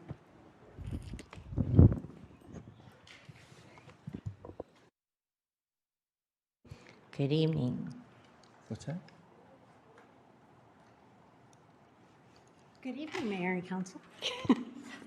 Okay, so we were answering your question from the last budget meeting with the information that was placed at the dais by City Secretary, letting you know what Mr. Jackson had recommended, and then also tying what some of those utility rates were paying for in the future. Were there any other feedback on the budget? So do we have questions? I know you've had the proposed budget book for 2 weeks. It's not a long time, but if you've had a chance to review it, if you have any questions on any department or any thoughts or concerns, we're taking direction from council tonight. I do have questions, but I want to give others a chance to speak first. And Mr. McLaughlin, Mr. Roberts, Ms. Cunningham, Ms. Brown. Ms. Roberts, it's all yours. Yes. Councilwoman on this- Sanchez Stevens. I'm sorry. So yes, I would like to make a recommendation for the one-time fees from the compensation study to reflect the staffing study instead, since we are going to be having a fire station number 4 pretty soon, and because we are growing as an organization just as well, I feel it's very prudent. The residents don't realize that we don't have a staffing study, and yet we asked them for a bond to build these facilities, and I would like to be very responsible with, I felt by this point that we would have already done that, but instead we've been so laser focused on compensation, and again, we're becoming laser focused on compensation again, rather than structurally growing the organization where we're proving to the residents that you gave us this bond money and this is how we're going to staff it. I feel like that is our responsibility to do so, so I would recommend on those one-time fees to strike the compensation study and instead replace it with the staffing study itself. And I did want to, let's see, as far as I believe that there was some essential costs provided, some essentials. As far as the cost of living adjustments, how did y'all factor that into this budget? Because I don't think we've discussed that, and I wanted to know how that was factored in. And also the 90,000 market rate adjustments for the last portion of the positions. Could you repeat the first part of your question? Because Oh, I was yes. recording. How is, yes, within this VATR budget, I didn't see how the, because I know usually afterwards, y'all come back to us and you ask us about the cost of living adjustments, and I just wanted to know how that was factored into this budget. So the cost of living adjustment factored into the budget for the general fund right now has no COLA incorporated, which is what we had said before. But Anna and I are committed to finding a way in which we can structure in a cost of living adjustment. So we have an approach in which, like you have done in the past, where we had the land development fund remove staffing and cost from the general fund and create a special revenue fund, an enterprise fund, where you have people in that fund. We believe that you can make the same connection as development paying its own way, so the staff that's supporting that development being in a separate fund, that we collect franchise fees, like solid waste, and license fees, like from our utility providers, and we generate about $1.7 million annually. The staff that benefit from that, I would argue, is our streets division. Who works in the right-of-way? Our streets guys. Now, we also have water and wastewater guys that will do that, but we charge fees, not taxes, for our utility fund. So let's keep them separate. So those franchise fees can support a majority of our streets division. And so if we remove them and put them in that separate fund, as you know, for every $100 that you have in the general fund, you're going to have to save $25, a 25% fund reserve. So for every $125, you have to keep $25 in reserve. By removing the most of the streets division and putting it into this new special revenue fund, you free up recurring revenue for a recurring expense, a COLA. Now, Anna and I need a little more time to study this so that we give you a very specific solution on providing a COLA in FY27 for our employees. For the last several years, all COLAs started January 1 of the fiscal year. So we are committed to bring that back to you in late September with a plan to ensure that there is a cost of living adjustment. And the goal is to create as good of a COLA that you would support for all funds, and especially in the general fund. By chance, do you have an estimate of what those recurring costs are that we're going to, or revenues that we're going to free up? So right now, the whole streets division is $1.5 million. And I'm not comfortable, nor is Anna, with taking the entire streets division out at this time with $1.7 million in revenue.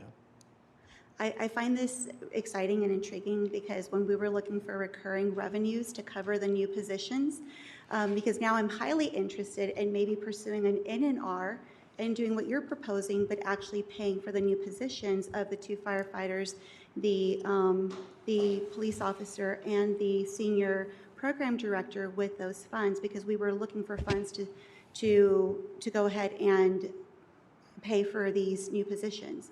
So I think that would be worth proposing to, because I know we were, even Katie and I, at one time, we were racking our brains, like how, and we kept dipping into the one-time funds, but you guys have the savvy and the know-how. I feel like this is a great opportunity to possibly do the N&R and use that strategy to fund these new positions.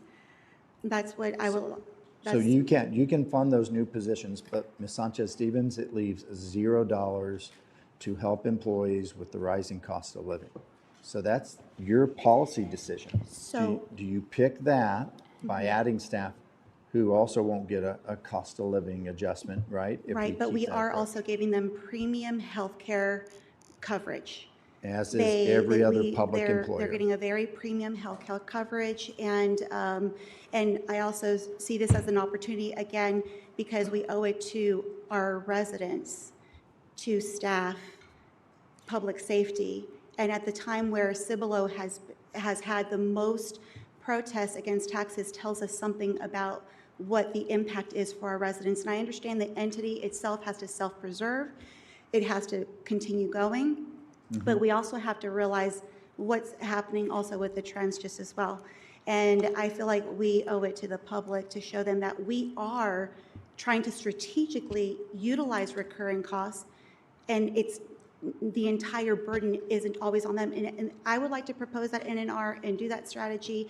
At the same time, I feel very confident in what Clancy and Luke have been doing, with Rick in our ED department. I'm hoping to see this coming year, by next budget season, even more sales tax revenue, just as well, because it feels like we're shifting things around to find more recurring. We moved our ED positions over to our EDC. So we're alleviating that more general fund, but I feel that instead of providing more services to the public, it's being consumed by personnel costs.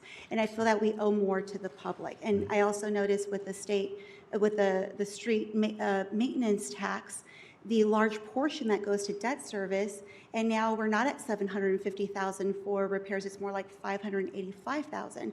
So in my role as a council member, I want to provide more to our residents. I want, if that is temporary this year, N&R, but then we provide public service and we still provide a benefit of great healthcare coverage for our employees, I feel that's a win-win situation for everyone. And I would highly encourage our ED staff to, well, I don't have to encourage them because they're doing a fabulous job. I've seen more movement within our ED department with these recently, and I'm so excited for that to continue to move forward. But in just looking at everything, that would be my proposal, getting a staffing study, N&R, and using that strategy that you mentioned to fund the public safety.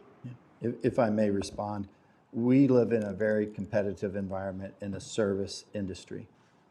Let's not be mistaken what we are as service industry. We serve our residents. And so we are people heavy. So 70% of the general fund is people. And we know that for every dollar collected, we spend roughly 56 cents on police and fire. When you add in public works, you get to 74 cents of every dollar going to those three services. Now that's the whole department. When I say 74 cents of every dollar generated in the general fund goes to funding those three departments.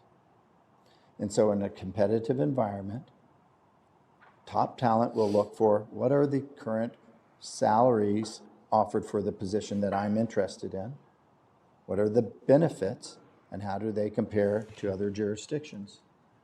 So we do have a good health care plan, but I will tell you, when I moved here from my last employer, I noticed that the premium was higher than others. And so as an organization, we offer a good benefits package that's balanced with what we can afford and charging our employees for their portion of it. So our history of providing a COLA every year, but not a merit increase, is already putting us at a disadvantage in a competitive environment. When Schertz and Seguin, I'll just name two, consistently provide both a COLA and a merit pool. And so I just want council to be mindful If you do not provide a COLA this year, it just puts us at a competitive disadvantage. And I think to the comment about providing services to our residents, I think for a city of our size with our revenue, we're doing an exceptional job of maximizing our people so that they are the very best version of themselves, so that we're providing the best service we can, comparable to cities that have more revenue to do the same thing. So I just wanted to respond. If we were able to hire 4 more road guys that could work the asphalt machine, how many more miles of road could we repair in the city of Cibolo with just 4? 4 more dudes or dudettes or whatever. I would want Margarita Hernandez and Russell Hargrove to answer that question. Because I think that that is something that I would like to express is say, okay, like all of us, I think have heard about the roads. Like, believe me, when you're having a heart attack, you want like an remember- EMT. But if you hired 4 more folk that could work that asphalt machine that we now have, how many more miles of road? And I think I would like that answer. Like, not tonight, obviously, Margarita's not here, but I think I would like to have that answer in terms of like, what are we doing? Because if we are not looking at miles of road that we can replace in the budget, I think I would find that budget more attractive. We're going to fix X mile of roads. We're going to have 5 more policemen. In this budget, we're going to be able to do X number of things. And so I think that when we present a budget, and I understand what you're talking about, I want to personally for Cibolo to be the most fabulous city in the whole wide world in the universe to work for. And not just because we have the most awesomest people, right? But realistically, we have miles and miles and miles and miles and miles and miles and miles of potholes. I mean roads that have potholes. And one of the things that I would like to do is revisit that before because if you could hire 4 people, if you left the budget the way it was and you added 4 people to that roads crew, would you still have money left over for a COLA? You need to explain what you're saying. Hire 4 more people in the Folks. general fund at the no new revenue rate? We have no money in. No. Okay. You said you were going to be able to make a COLA of 1.7 out of the 1.7 fund. Right, but it would free up about $230,000, which would be about a 2% COLA. Okay, That's- I'm got it backwards. I thought it was going the 1.7, and you're saying no, when we transfer the 1.7, Yeah, we no. get back the, No, so we would remove 1.7 in revenue, we would remove 1.5 million in expenses. I get or you. as Now much you of- or get as that much of percentage, you get that percentage back. I get it. Yes. Right, and it's something that, like Mr. Reed said, that we're thinking about, but this Right. is not something that we would be proposing before we adopt a budget. So Okay. it's something we would continue to research and work on. I see what you're Bringing saying. the first budget amendment to city council. Okay, I get it. All right, so any further question? Yes, I'm sorry, Councilwoman Cunningham. So cost of living increase, I'm very in favor of.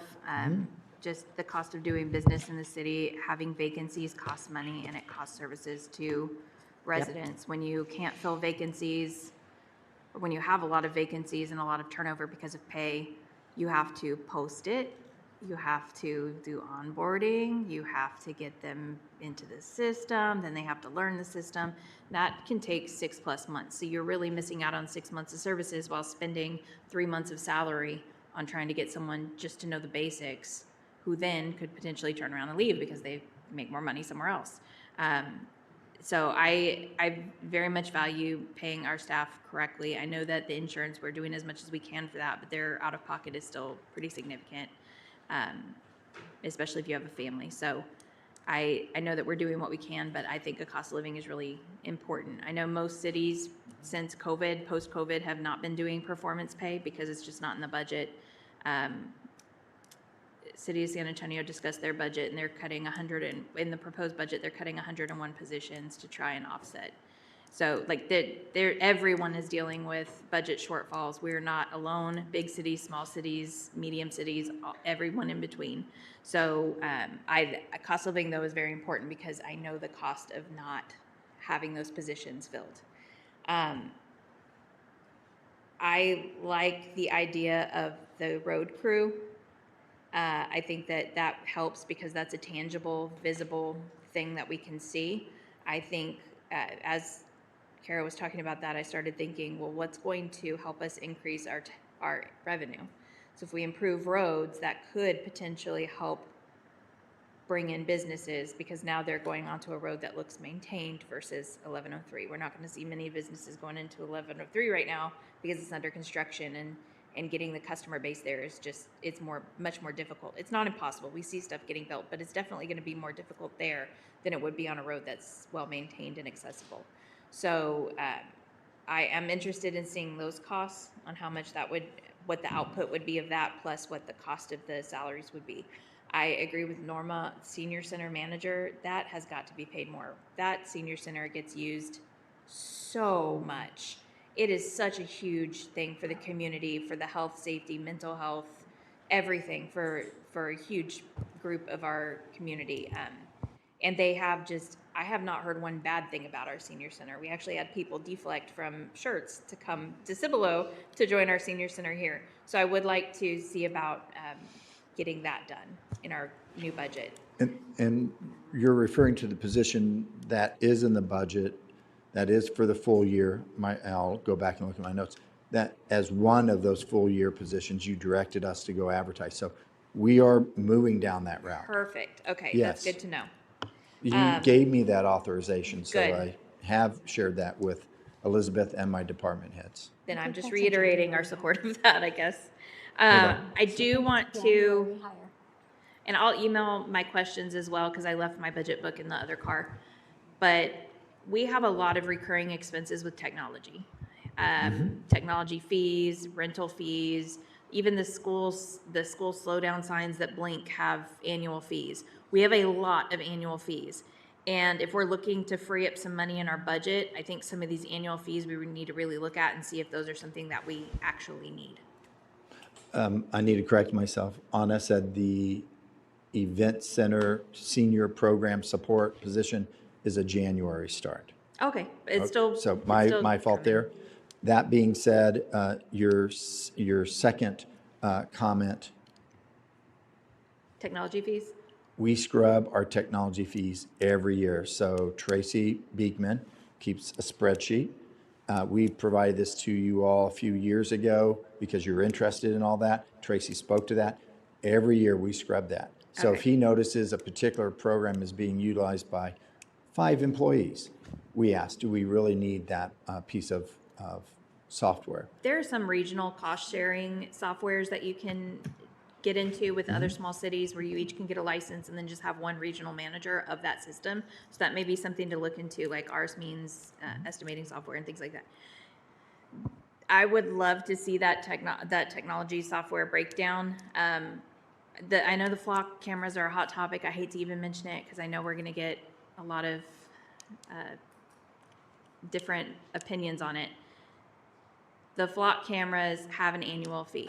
We have a lot more than what we originally intended. We start off with 11. We got some grants for some of it. So I would like to see not just flock, but all of our annual subscriptions, if we can see how much we're paying for them and then where that funding's coming from. Either grant, general fund, utility fund, wherever. That would help us make decisions on, I know that it's being scrubbed, but some of these things council voted for, like we voted for these different programs, these different technology things, and it might be that we are now realizing we can't afford them.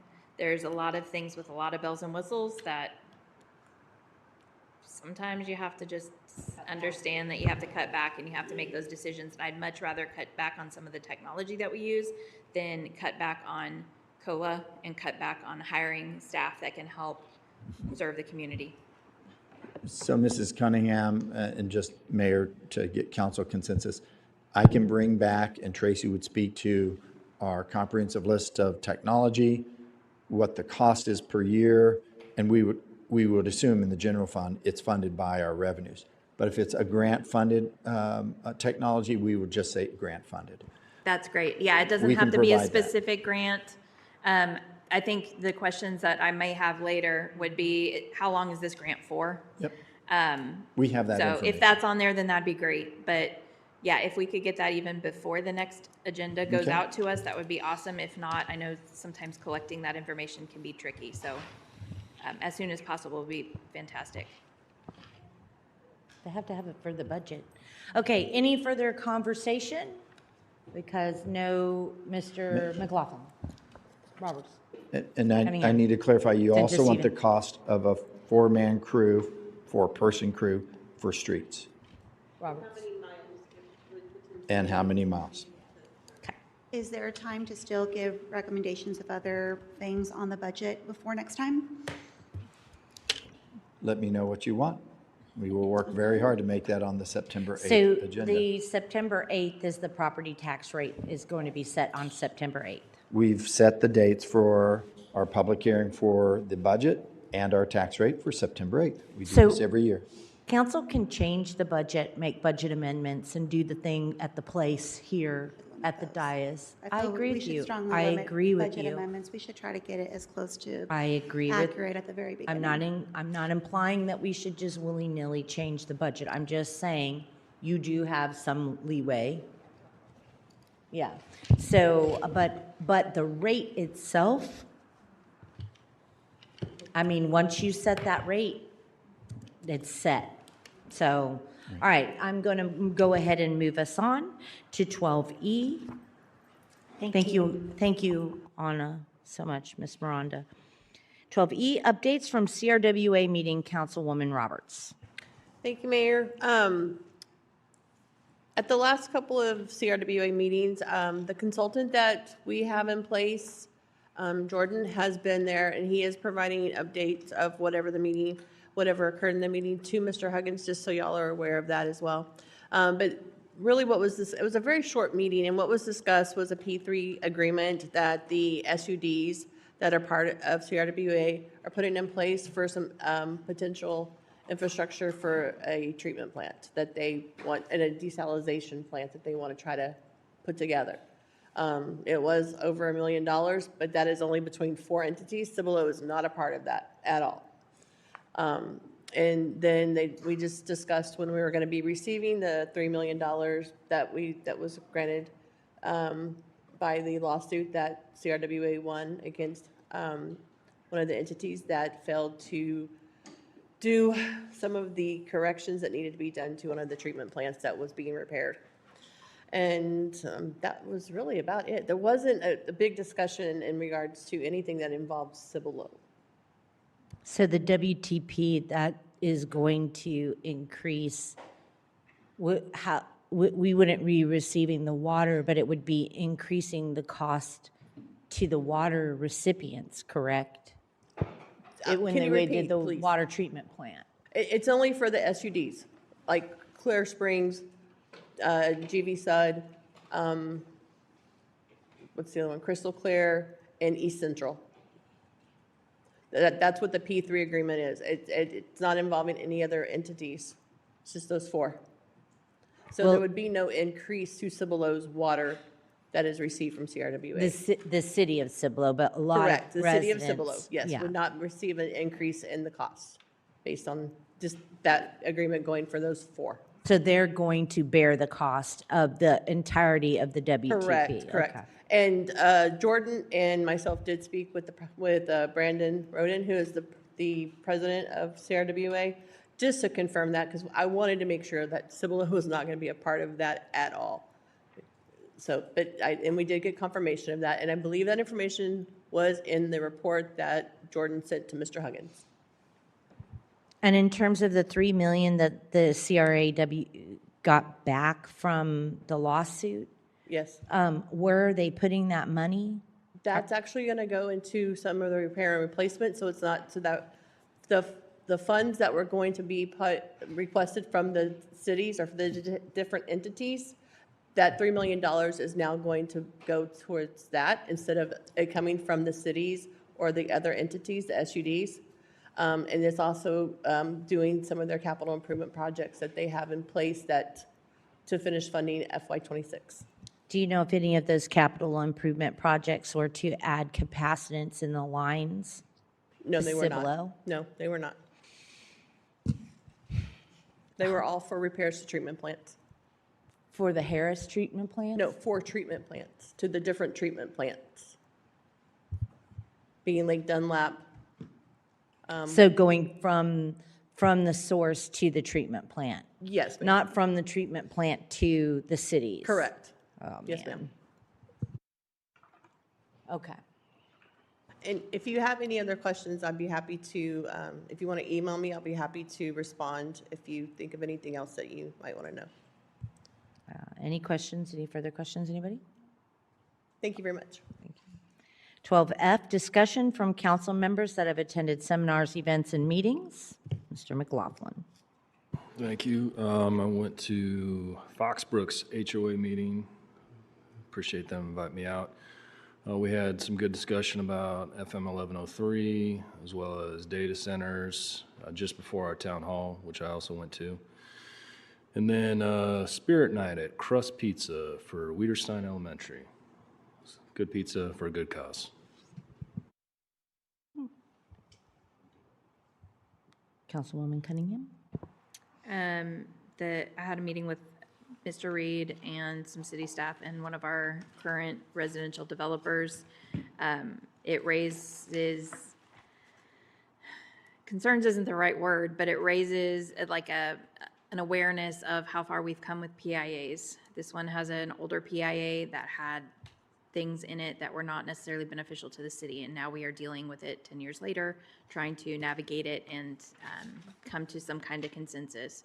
So this is a developer I've met with multiple times over the years with staff to try to work this situation out. So this will be coming to council. There will possibly be a PIA amendment, so just be aware that that will be coming. And it's kind of it's something we'll have to discuss. Went to the chamber bowling thing, did not bowl well, but I got 5 raffle tickets and I won 3 prizes, so that was very exciting. Never have that kind of luck. So it was a good event with the DECA students and a good time. Councilwoman Sanchez-Stevens. Also went to the bowling thing. It was really nice just to kind of be in a different venue and kind of just bowl, do something different. I had a great time also talking to the DECA students there just as well. Went to the chamber luncheon last week, and they had one of their chamber members give a presentation on the engineering aspect of data centers. So it was just intriguing and learning. I guess they called it nerding out on all of that. And it was just additional information that the community could receive. And that's about it. Councilwoman Roberts.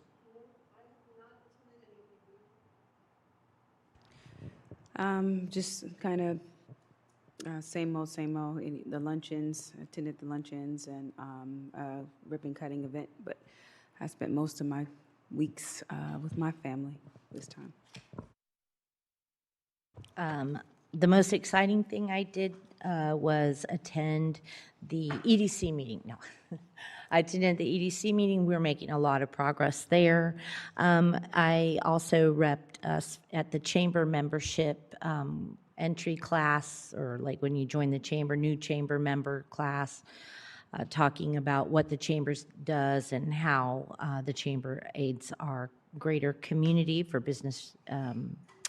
I went to the MetroCom, the Chamber MetroCom Mayor's Breakfast, and it was very interesting. For an hour and 45 minutes, we got to hear mayors talk about their city and what was happening in their city. Went to the Chamber Bowl. Katie did bowl better than me, as did Norma. As pretty much I came in last place, so, but I showed up and had fun. Went to the chamber luncheon and the NEP luncheon, and we got to invite one of our liaisons for bringing a business here to Cibolo. And tomorrow I'm going to be playing pickleball, so wish me well that I don't end up with my wing clipped again. All right, so moving on to the next agenda item, which is discussion action on discussion on items the city council would like to see on future agendas. Mr. McLaughlin. Roberts. Cunningham. Some of these are kind of repetitive from what we've talked about today, but subcommittee policies, I'd just like to have a time where we can talk and work out a timeline on when we expect each subcommittee to bring forward those policies. I think we all, Katie Cunningham included, probably most of all, need a deadline. We need a due date so that we can get it into gear. We all have very busy lives. Having a deadline where it's expected that will be the agenda we put it on is helpful. I will say that we will put it on the last agenda in the last meeting of the month in September. For the review or just to discuss a timeline? For the review of what they get together. If the subcommittee is not able to meet and make that deadline, then please email me and I will get with Valerie and we'll figure out what's going on and why and what we can do to help facilitate it. And if that isn't the solution, then we can bring it back to council and set a new deadline. So mine was more for every subcommittee, not just the interview subcommittee. So if we want to do the end of September for every subcommittee, then that's fine. We can just get it in here. For policies? Yes. So most of the subcommittees, if not all of them, are lacking policy procedure. So I think it's something that we need to work on. We've all mentioned it for every subcommittee that we've struggled with this. So I just wanted to discuss a timeline. I think it's not urgent, but I want it to be on a future item. Let's say the end of September. Yeah. And then if your subcommittee is not able to meet for some reason, send an email, or not able to make that deadline, send an email to myself and Valerie. So let me make that clear. If your subcommittee is not able to make that deadline or make a meeting within that time frame, please send an email to myself and Valerie so that we can circle back and say, okay, these subcommittees are, these subcommittees aren't, and then I'll give them a little, like, I don't know, maybe 3 weeks, 2 weeks to get back in it. Because I know, isn't this like a super heavy, athletic season right now? Is for some? Okay, so does that sound good enough? End of September? That can be our goal. And Okay. then at least if we have a starting draft, we can develop a timeline based off of that. Okay. CVLGC appointment, we already had that tonight, but just making sure it's on the next agenda so that we can appoint someone before the meeting. And then HOA workshop, I'd sent an email about this. We were supposed to do the HOA. It's not going to give them much time. No, I know, but. I mean, it's not going to, okay.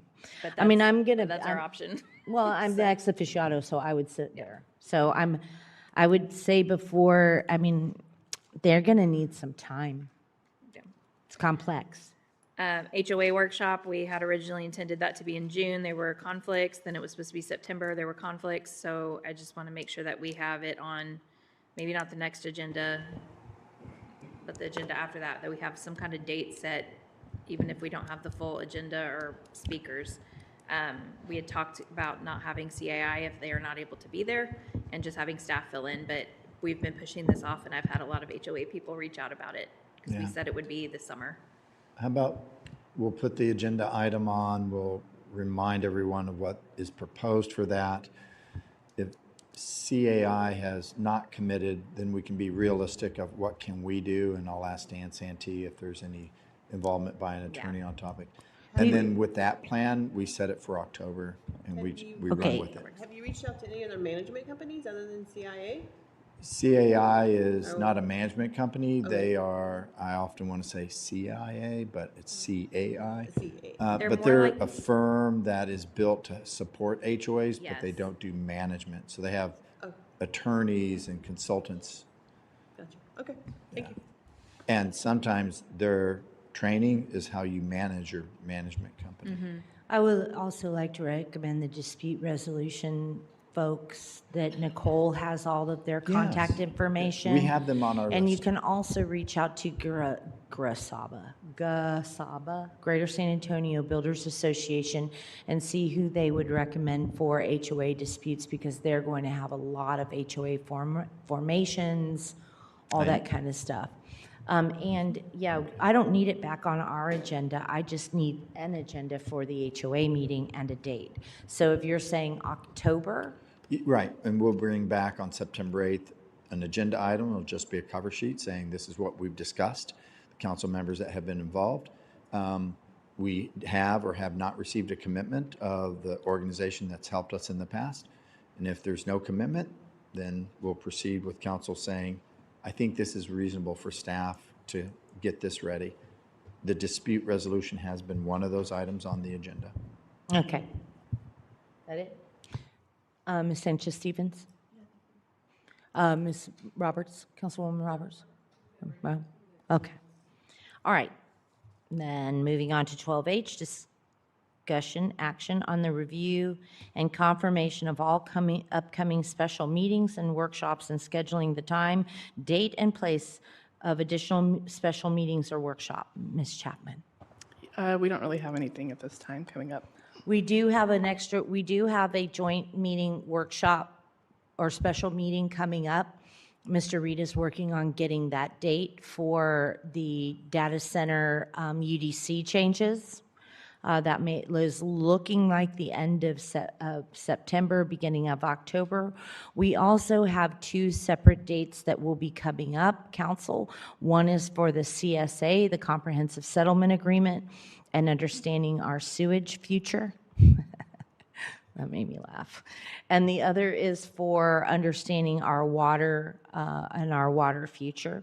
So those are three special meetings that will be coming up. I guarantee you none of them will be before the month of October, except possibly the data center one. Is that correct, Mr. Reed? Yes, that general timeline for the joint meeting, yes. Thank you. Moving on to 13A, adjournment. Do I have a motion? Second that. All in favor? Aye. Any opposed? The ayes have it.